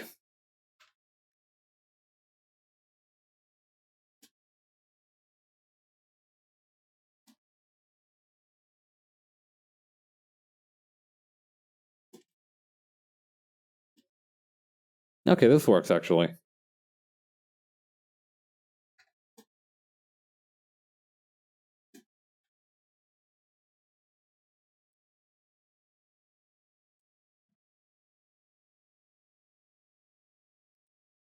Okay. So then for that, what we do is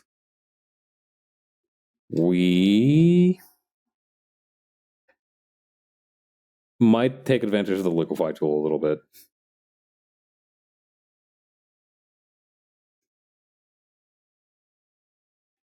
The liquefy tool is a path to many abilities, some of which are considered unnatural. There we go. It's crazy how sometimes this shit just works, huh? God, I love art math.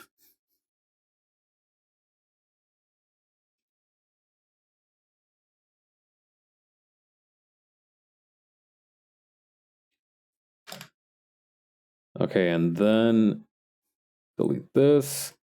Redo the last step where I do the Gaussian blur.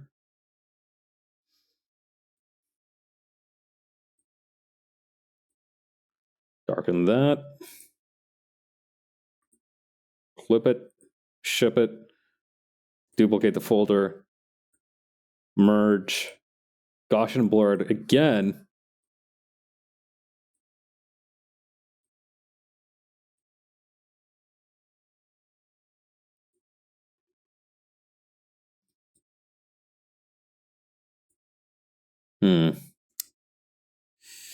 Maybe if I make it bigger again.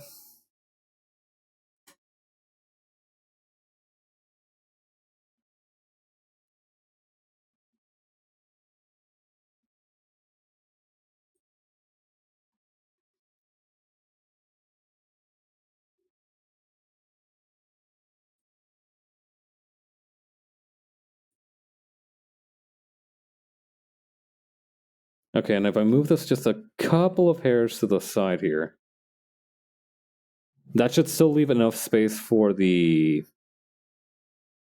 speech bubble to go over the bar here while still retaining that sick ass trick. Okay. That was a lot of effort for something that might get cut at the end anyway, but that's fine. I had to live my truth.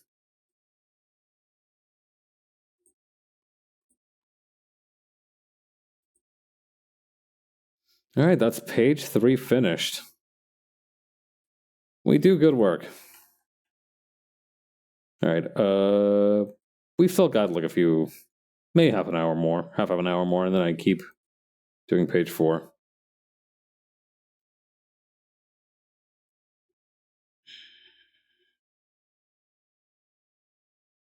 Okay, the main thing for this one is to do the pillars, for which I am almost certainly going to copy the design of this one here. And then... Shit, then what? I guess it would be the treasure chest and the kind of floor around the arena here. Or whatever I'm going to call this thing.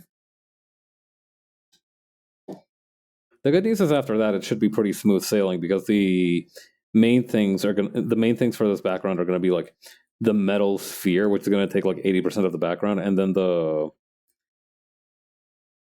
and also the background, which I can just copy and paste some of the ones that I've done before.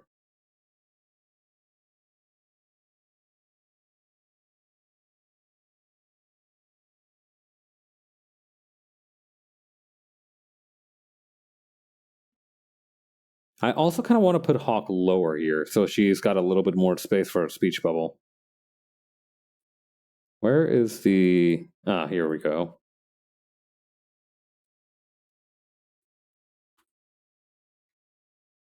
Okay, boom, boom. I don't need to move the boxes, I need to move the guards. And also Hawk, I guess.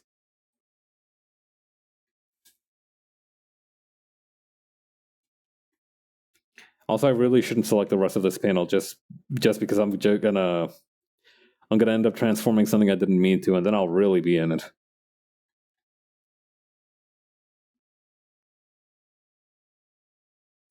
My ass will well and truly be cooked.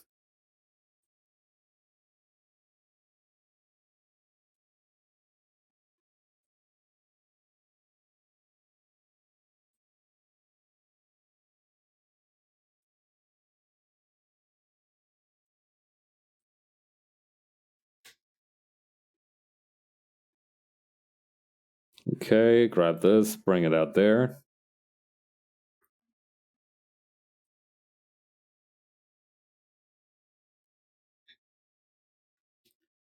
Then I'm gonna bring Hawk down a little bit here.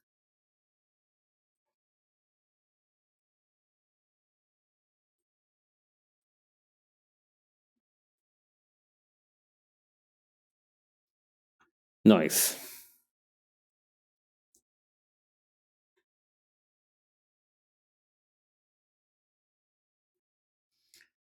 Okay, where were we?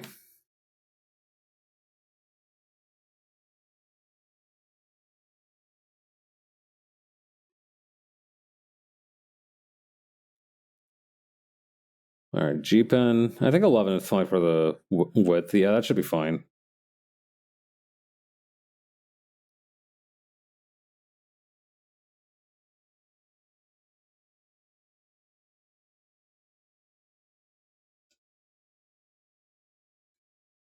Thankfully, I have the designs for the boxes for undone, so I think I'll just do those first.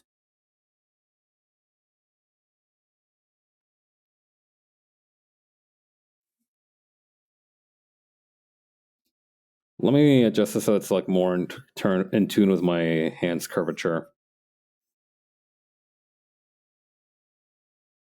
Boom, boom. Undo the boom. Undo the boom. That was a bad boom.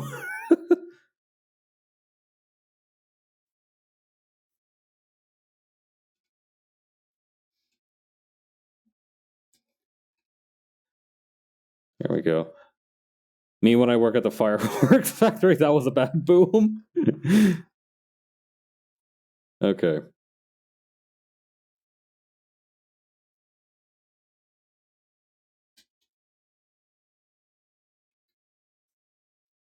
You know what I just got the sudden craving for? A little bit of popcorn. Kind of wish I had a little bit of popcorn with me right now. Popcorn to me is like an ideal snack food. The problem is like, okay, popcorn by itself, like just plain popcorn, no dressing, no sauces, no nothing.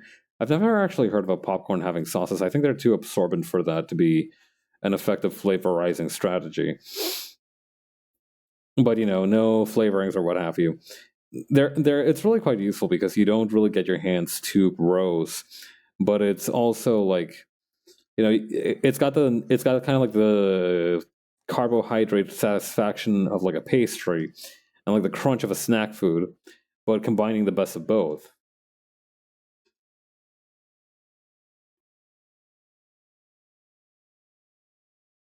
I'm personally a big fan of of everything popcorn has done for us.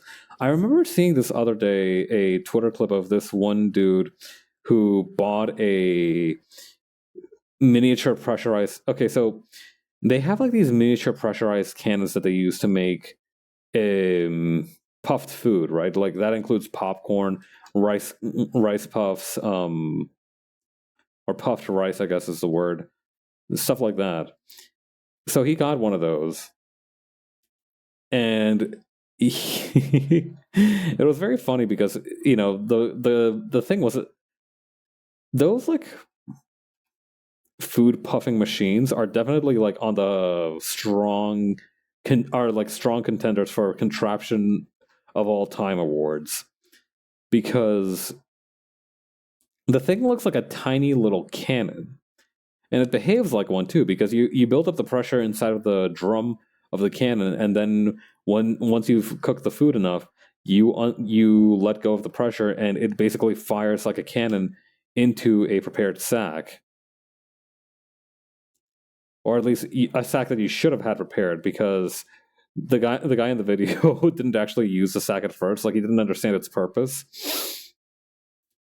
So when he first let it rip with the popcorn, it just went everywhere. Oh man, I do not pity the amount of cleanup that guy has to do.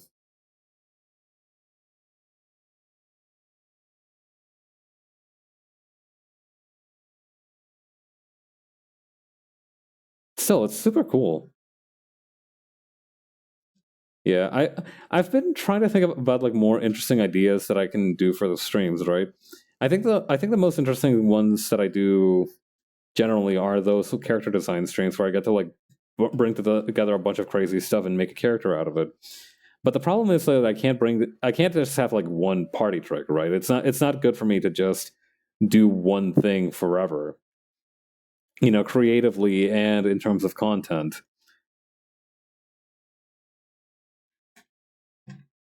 Like I enjoy character design, but it shouldn't be like I realized the other day that I was thinking to myself, I've never actually tried to do a Satsudan. But then I realized that most of my art streams are basically Satsudan. Like that's it's just me talking for 3 hours. Or, an hour and a half, really. I used to talk for 3 hours at a time, and that was crazy, and I'm not gonna do that anytime soon, I don't think. I did actually do that just the other day. Come to think of it, I do actually still do that sometimes. And it's still insane. It hasn't gotten less insane over time.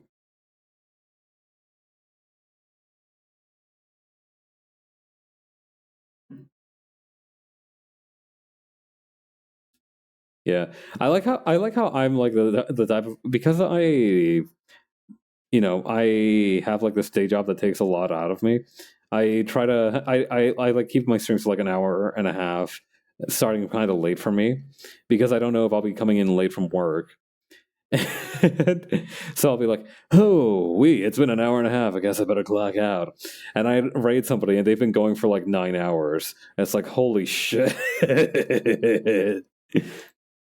I understand that it's not a race, all right? I fundamentally understand that you know, there's no ideal or specified amount of time you have to stream. I mean, ideally, you'd stream for more than like 15 minutes at a time. But, it's like I see that and I'm like, Christ alive. How are you not like that husk, that like one glass bone, paper skin husk man from SpongeBob at this point?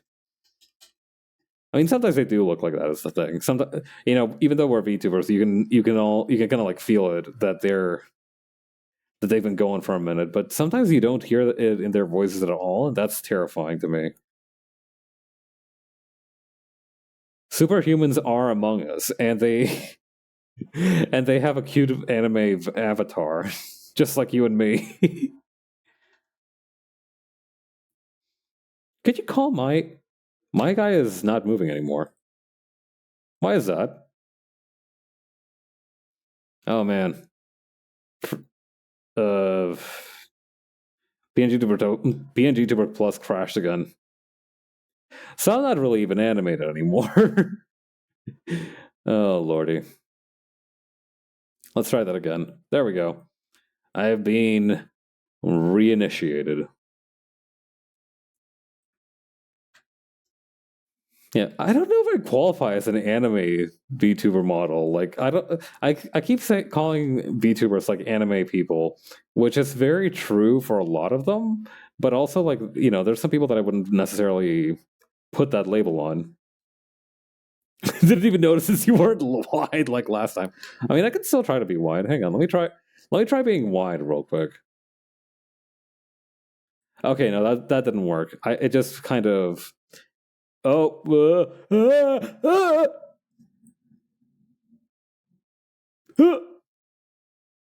Yeah, it just kind of snaps into place. So I don't think it's that much of a problem. I don't see anything wrong with what happened just now.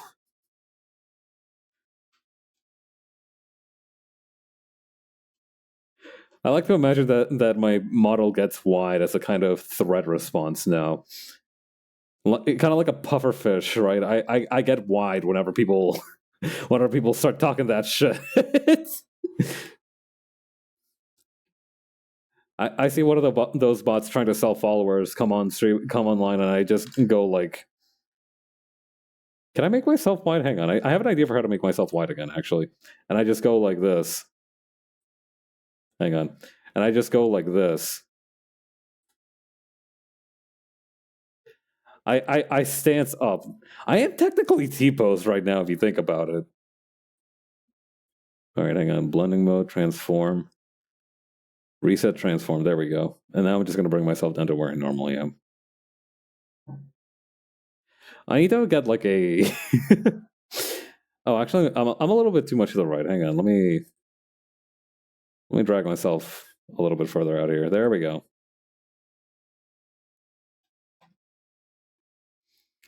Where were we? T-pose Pabs to assert dominance. That's right.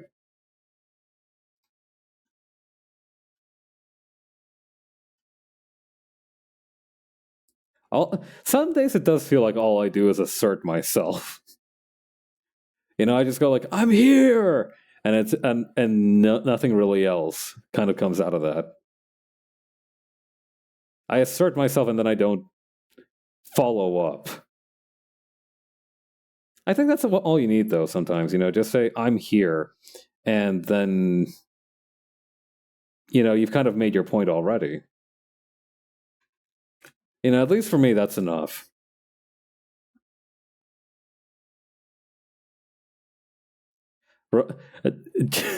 In case you that reminds me of this one joke I read one time where somebody was like, in case you ever feel safe, remember, I'm out there.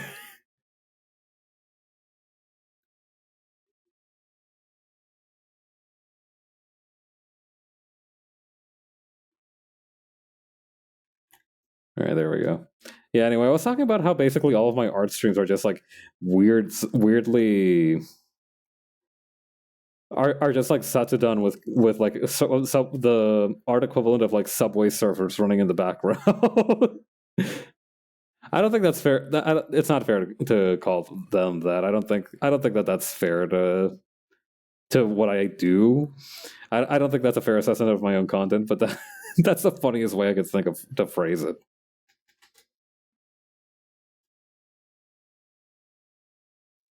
I don't know. Much less. I'm not as exciting as Subway Surfer. So it's like a very chill kind of like game that some people have in the background. The problem is that a lot of like this Gen Z key dangling shit that has become like meme territory lately is much more on like the high energy end of things. Like Subway Surfer is like, it's got a lot of moving parts. It's moving around a lot. It's very quick. It's like one of those like feathery cat toys, right? Conversely, mine is more like a tortoise. It's like a slow moving. My streams are like the art equivalent of like a Monterey Bay Aquarium live cam. Boom. There we go. That's the tagline. I'm going to use that in my advertising from now on. It's like the equivalent of like those live streams of like an animal enclosure where you see some panda dicking around in the background, fucking falling off the wooden structures that they've built for it for enrichment.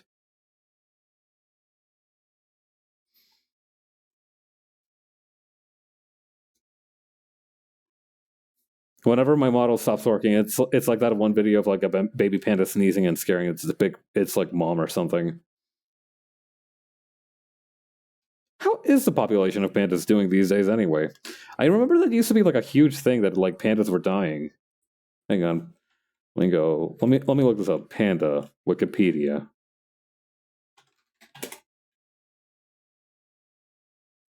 All right, giant panda. Here we go. All right, it's on the vulnerable end of threatened. It's not. It's not like. It's not like at concern, but it's definitely still on the lower end of the spectrum.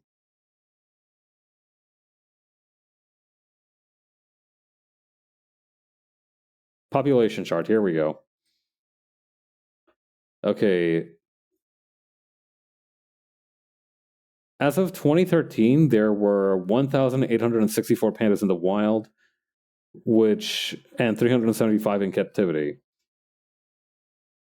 for a total of 2,239 pandas, giant pandas, that we know of.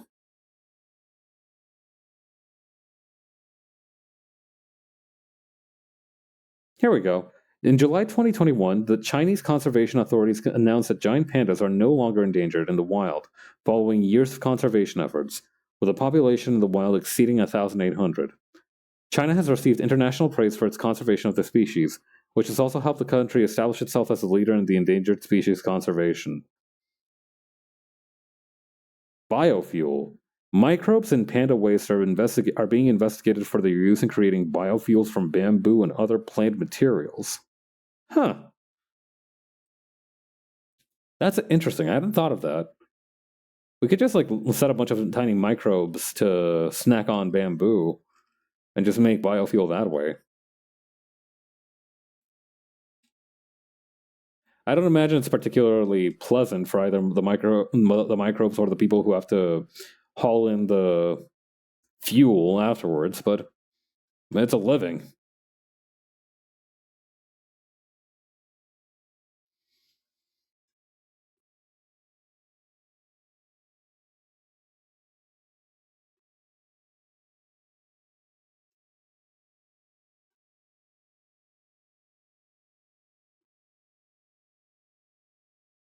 Hmm.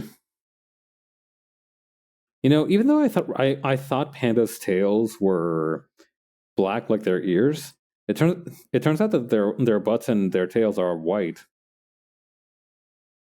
Check this out. For some reason, I picture them having black tails.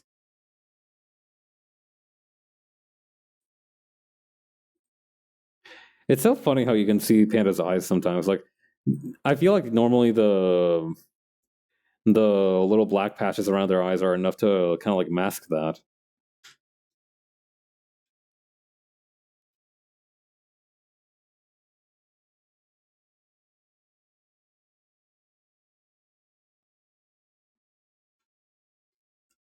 Okay, so once I start coloring this, I'm going to need to remember to add a like a a kind of like brightened spot right here where the pillar fell, and it's implied that it's like that's where they took it from.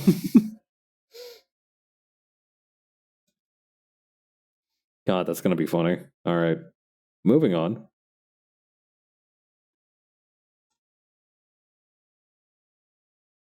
I'm glad pandas aren't endangered anymore.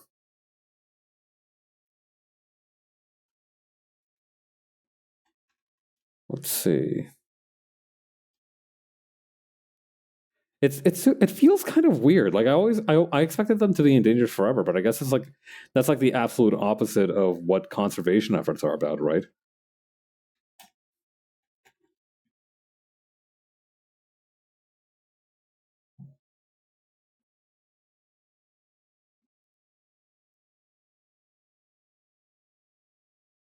Okay, and I'm also going to add a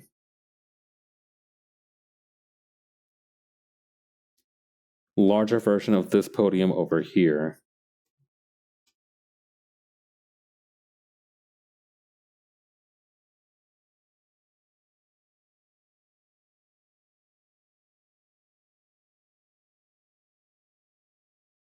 Also, I'm going to move this chunk of pillar like right over here because that makes a little bit more sense for it to have fallen over.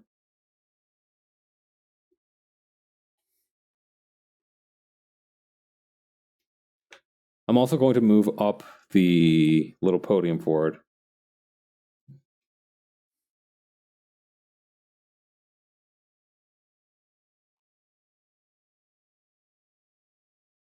Ah, but then it loses that joke of like being kind of airlifted by these two goons. Or does it? Hang on.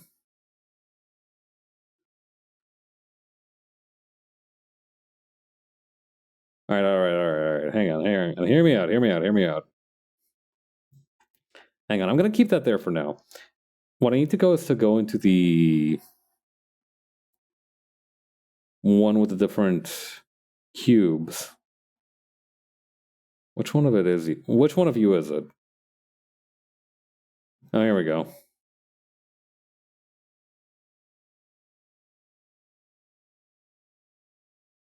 Okay. 90% match, I'd say, right here.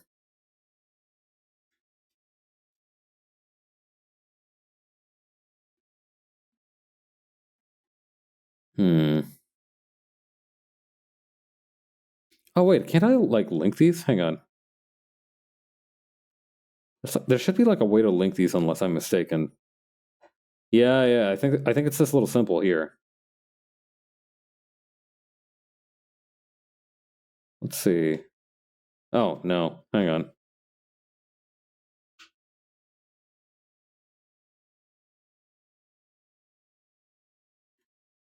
Okay, now if I move this here, is it going to move together with the other one?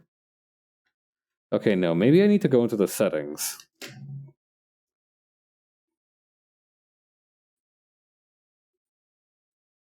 No, that locks it.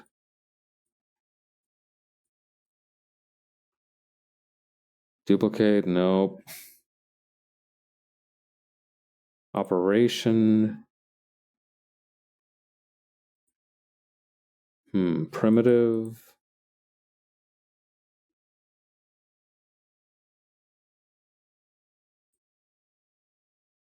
Preferences, rendering settings, physical settings. No, none of this is working. Okay, maybe object list again.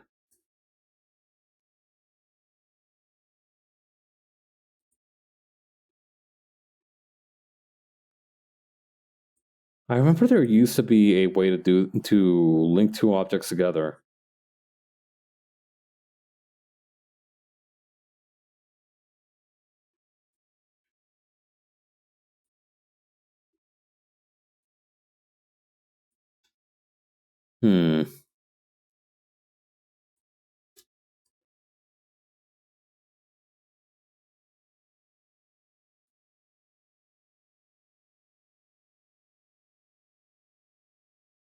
Oh, there we go.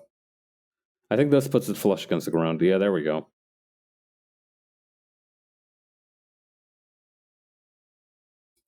Okay, and Hawk would be over here. I could just put another random chunk of it out here. Yeah, because, hang on. I've got an idea for how to do this. Oh, it's kind of trippy having both of them active at once like this. In any case. Alright, so here's how we're going to do it.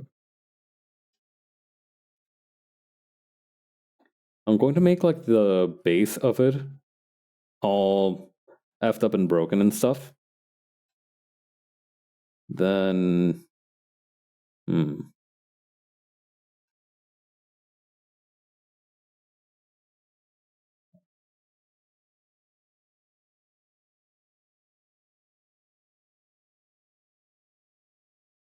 okay. That's good for like the broken part of it. So then maybe instead of having these two right here, I worked so hard for that one, but that's fine. We'll bear it. What else can we do but overlook it?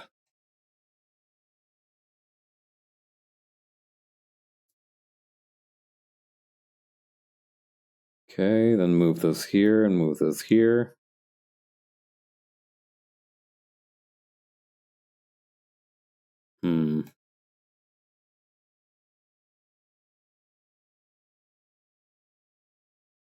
I don't know. The positioning of it is difficult because now it's... Unless I make this slightly smaller, move it down here, move this a little bit more to the right.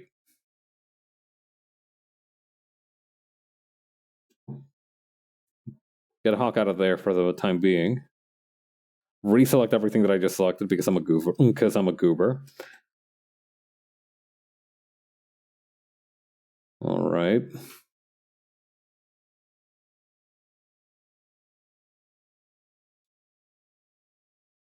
Wouldn't it be really funny if I could just like stretch this out using a mesh transformation? Or what if I just made it plain bigger? Fuck it, why not, right?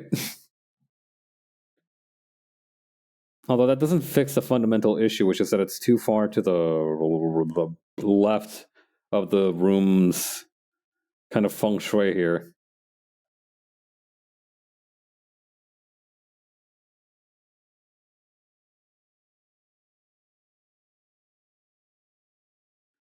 This helps a little bit, but we need to move it around like this.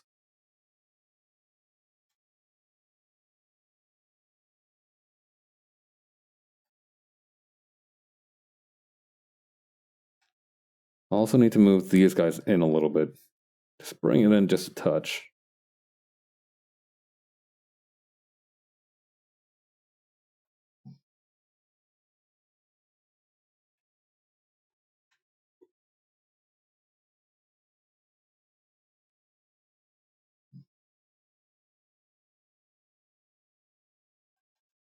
Okay.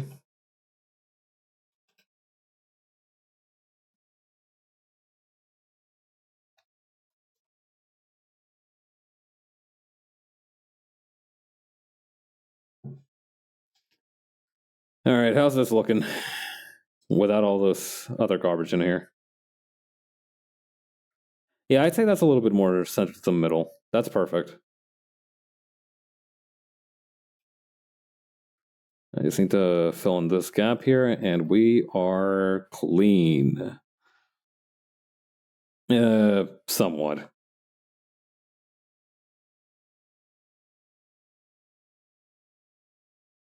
Okay, what if I added some...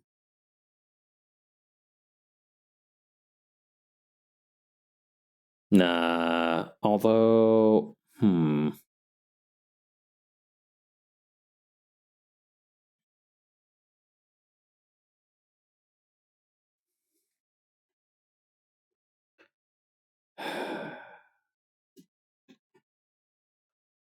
I can feel it. This is going to be one of those things that's going to bug me for a while.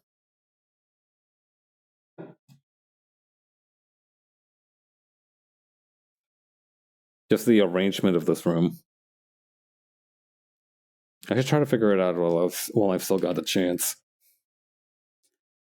I've gotten really attached. The problem is I've gotten really attached to that idea of like having the pillar down there.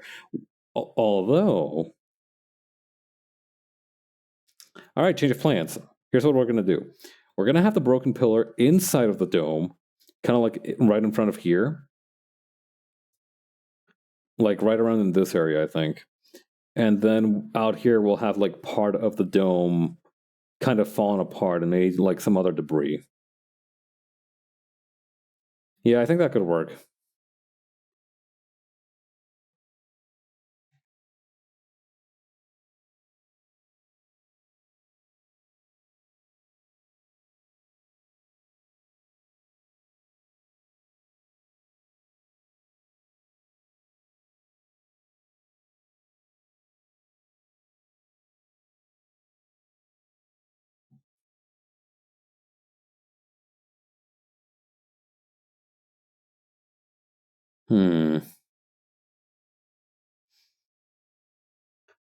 Although, actually, maybe instead of having it there, we can have it be kind of around here.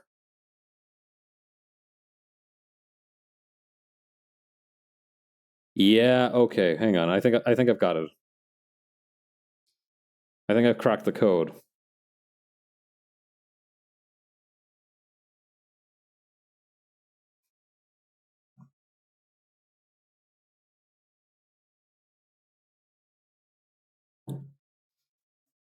Okay, so we're gonna have the first chunk right here. I like to imagine that they just took this piece. I'm gonna need to like make it a little bit more jagged.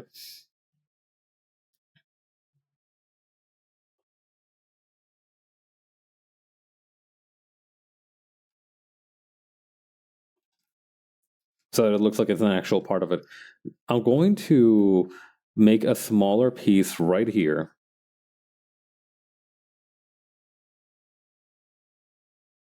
As soon as I get this line right, it's over for everyone. Oh, wow, that is... Okay, Okay, so make sure to stretch your wrist real quick, because I just gave mine a quick, like, squeeze and a turnaround, and it is popping like crazy.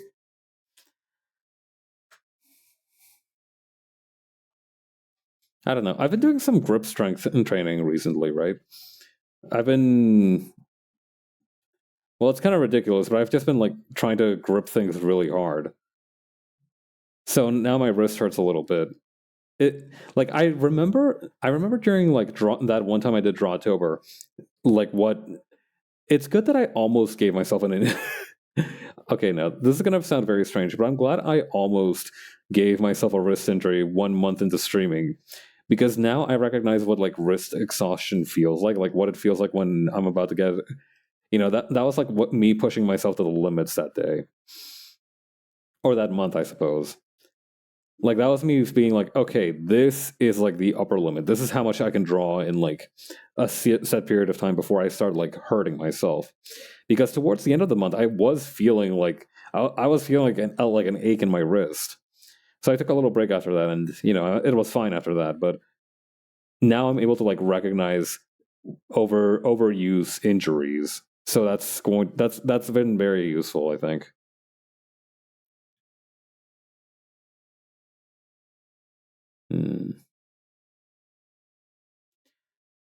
Let me try something real quick. Okay, let me set this upright. Flip it around. Oh, huh.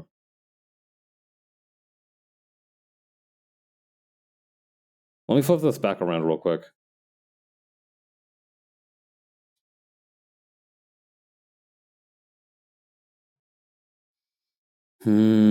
I see.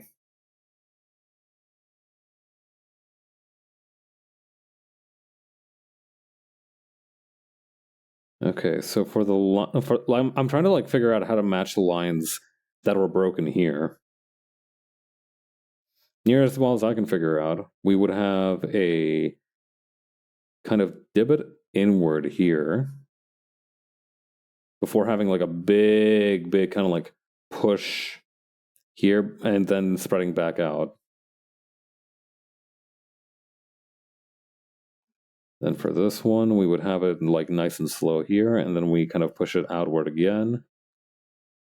Then after that, it's pretty much stable. Much like a horse. Nope. Nope, that one didn't feel right. Horses are some of the most I don't know. Would you describe a horse as emotionally stable? I was trying to make a pun about like the place where horses sleep, but like I don't know. I feel like horses are emotionally stable. It just happens that emotion is like constant fear and panic.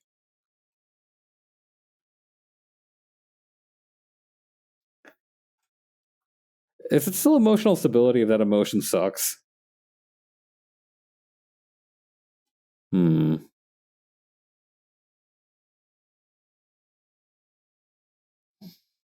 I guess it's a sort of routine, I guess, but I wouldn't call it stability. I think stability implies the thing about stability is that I feel like it needs to imply a starting point or like the ability to move forward in some way. I think if you're always feeling awful, right? Yeah, no. I was gonna say like I feel like stability implies like a certain degree of both control and kind of like autonomy that you're able to exert.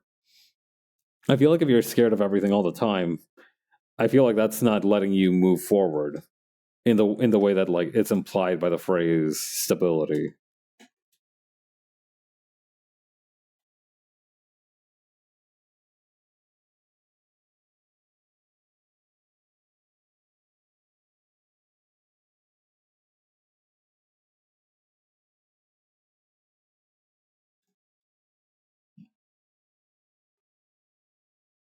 Okay, so I'm gonna make a big hole right here.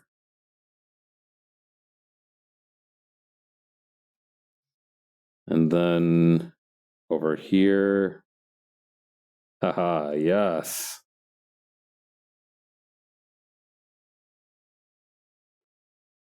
Okay, that's gonna go in like this. In any case, I feel I struggle to describe horses as anything other than stable in the sense that they have like good balance. I feel like horses are a very mercurial beast. It's so fucking funny that horses just got really good at being. I don't know how to what extent it was animal husbandry and domestication and selective breeding on humans' part, but like it's really funny that to me that like horses are this absolutely horrid beast, in every evolutionary regard, but they just happen to be one of the most comfortable and useful things for riding on. So humanity was like, fuck it, we ball. We haven't found anything better to ride, so I guess we're stuck with these idiots.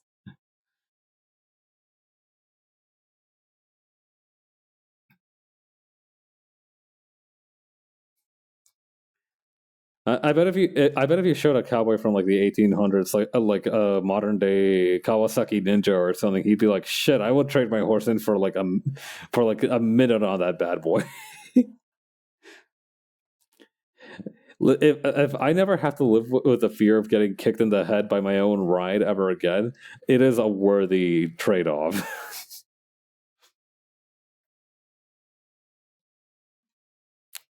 Like, imagine if your fucking Ford Freestar could roundhouse kick you at any given time, just because you stood too close to the bumper or something.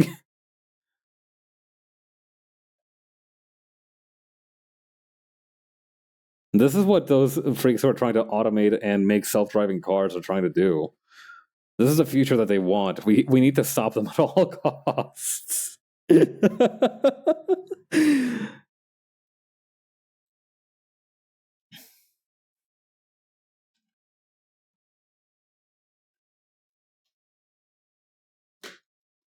God, cars were never meant to think. I don't. I don't believe they were ever meant. I don't believe cars were meant to be sentient ever. It just isn't right. What if I honk at somebody and I hurt the car robot's feelings? What then? That reminds me of this one post I read where somebody was like, I squished a roly poly one time on accident and I felt so bad. I am so sorry, roly poly. And they were like, good news, roly polies can't actually feel pain because of like how their nerve endings are built. And they're like, what about my pain? What about my sorrow? I'm like, damn. What about their pain and sorrow, huh?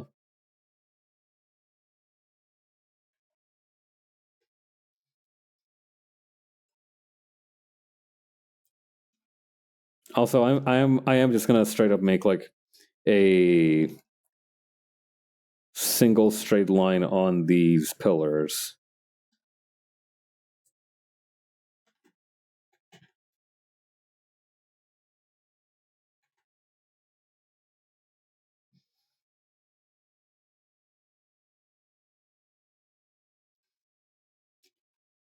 Hang on.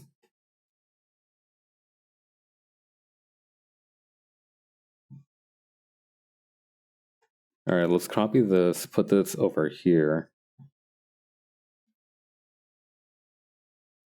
Did I accidentally copy two of these again? God damn it.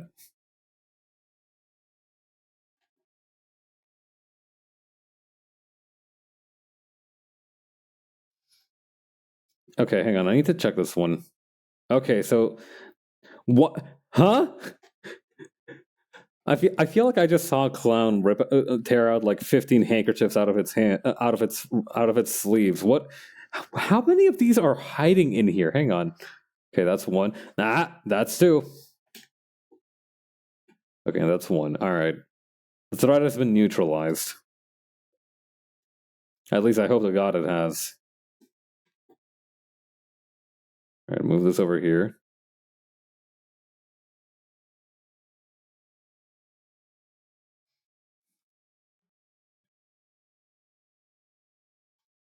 Okay, put this here. All right, then next up, the other pillar. Or actually, no, before that, we need to add the little lines right here.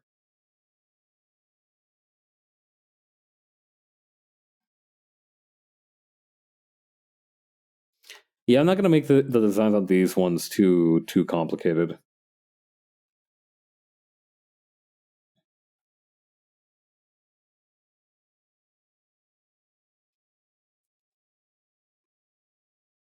Okay, then grab this line, straighten it, move it upward. God. I've mentioned that I signed up for this newsletter, kind of like Dracula Daily, where this person is kind of providing footnotes for a read through of Journey to the West. I haven't been reading any of the chapters of the book. I've just been reading the footnotes because they're interesting and they provide a lot of insight into the book itself. And it's also funny because in a lot of cases, I just have a vague idea of what's happening instead of like understanding what actually happened during the chapter. And it's going pretty good. I'm not gonna lie, it's been kind of fun. Like apparently today's chapter involved the Monkey King stealing a shitload of swords. I think this is the chapter where he gets like his like famous staff.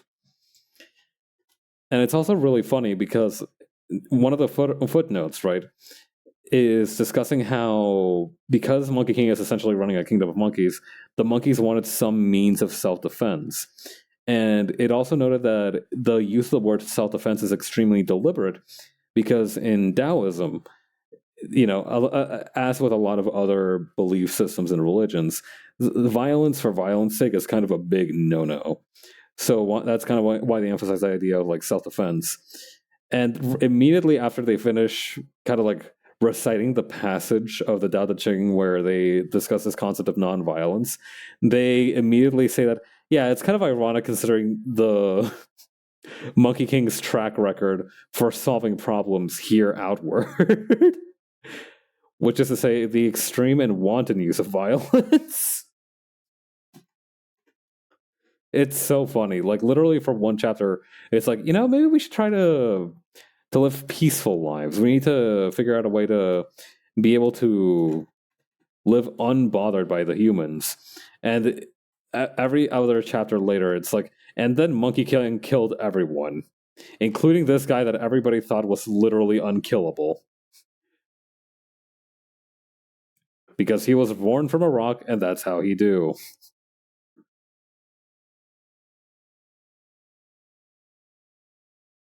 It's so great. It's so dumb, but it's so great. Maybe I do need to tap into the actual book soon.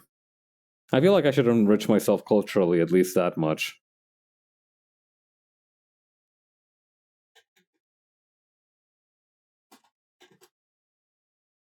Okay, move this out here. Stretch this out. Man, I still haven't finished reading the Book of Swindles, and that's going to take a little while longer, considering that I only read it like once in a fortnight. And even then, only like a chapter of it. Well, it beats not reading at all, I suppose.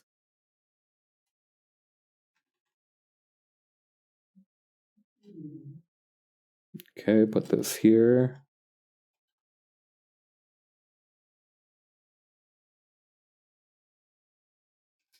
I need to change the angle of these guys just the slightest amount.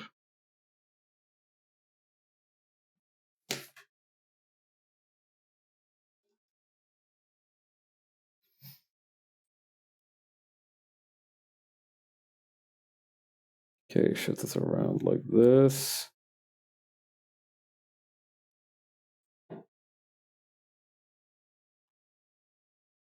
Oh yeah.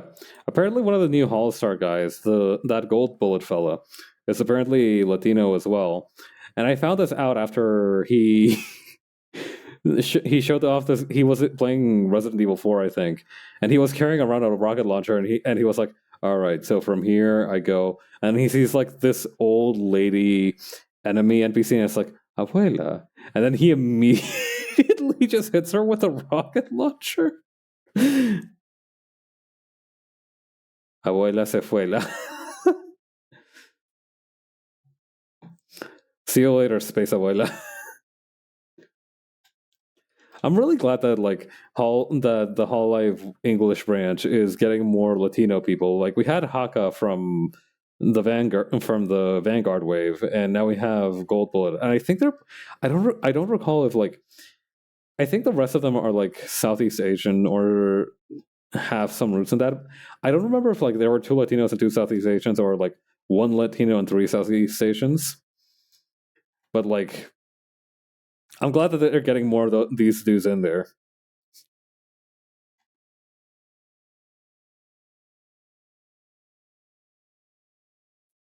I am never ever joining a streaming corporation, but if I did, I would join. I would definitely try to join one of like the Hololive EN waves just to have like an Ecuadorian in there. If you ever listen in the future, if you ever see like some Hololive motherfucker being like weirdly patriotic about like Ecuador, just and I'm not here anymore. Just know that I have moved.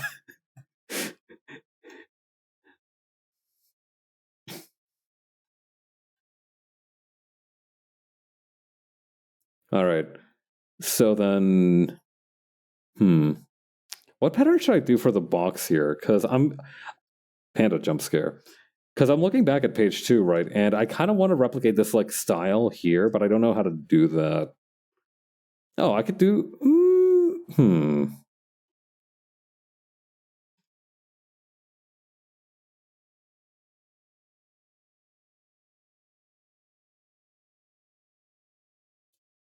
You know what?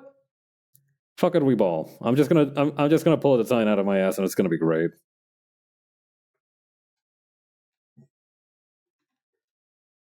If overthinking won't help, then not thinking at all must be the solution.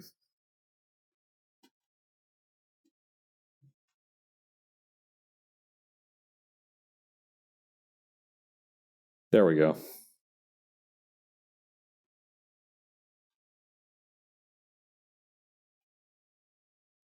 Okay, and so now we are going to copy this one, thin it out just a little bit.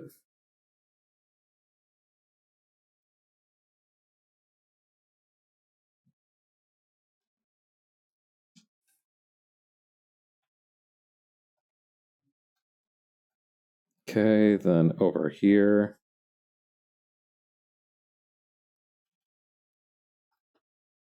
Ooh, wait, no. No, I can make this work. Hang on. I've got an idea.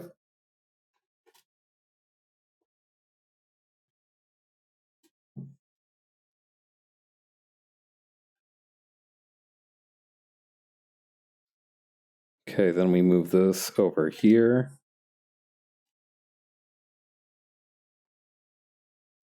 Oh, and this is useful too, because now I can tell whether or not I've done the right angle on this one.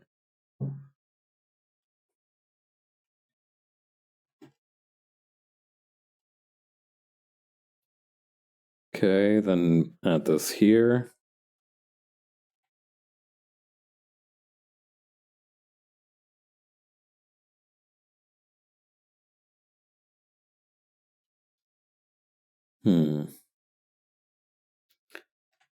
Going to add something similar to this.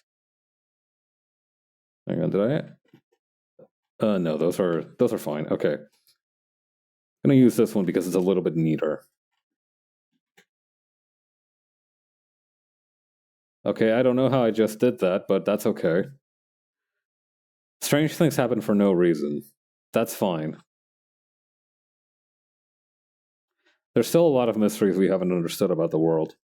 I'm sure an art program has its fair share of them.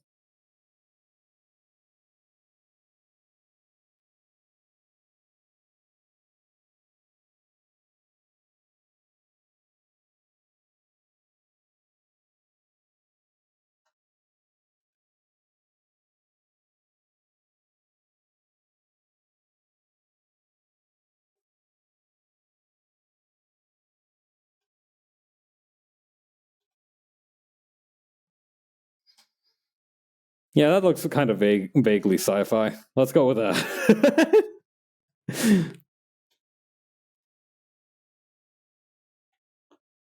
All right, and then for the last touch, I'm going to add just one last little line here.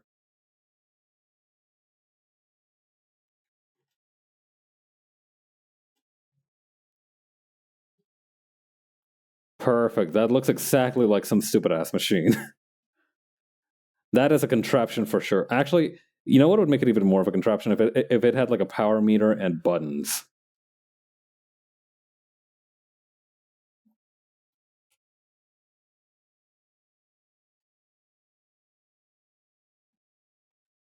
I need to make sure to not make it too detailed though, because otherwise I might have just fucked myself.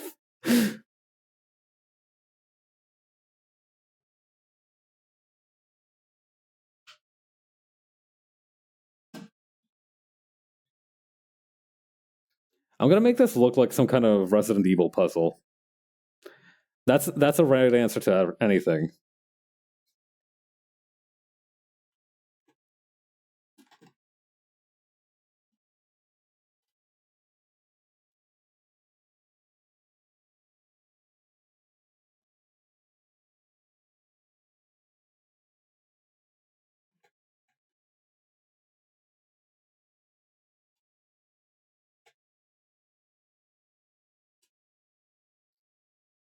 Okay, get rid of these. Add a line, add a couple more lines here.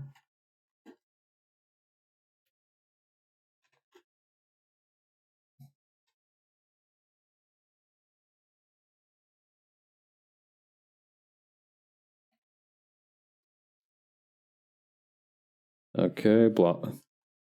I'll have some kind of stupid line here showing that it's like a meter.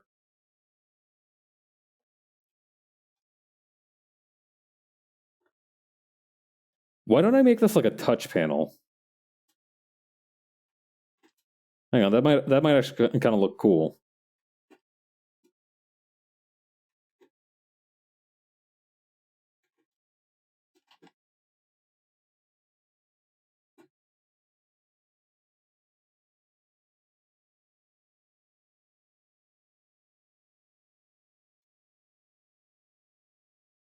Okay, well, remove this part here.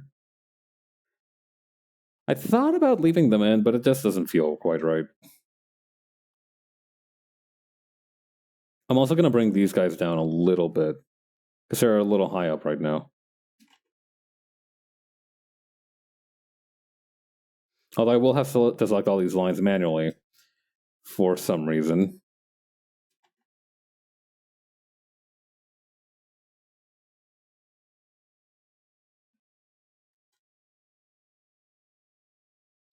Okay, grab this, grab this, grab this. Almost got me. Yeah, the good news is that there aren't actually that many lines. So I can just move it down like that. Perfect. All right.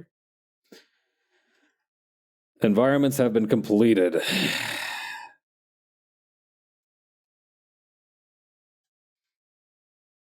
Yeah, I think that's panel 2 done in terms of line art work. And I think that's where I'm going to leave it here for today. All right. Thank you very much, everybody who came by. I really appreciate it. I hope you have a great rest of your day, and I will see you on Saturday for some illustration work. Later. Bye.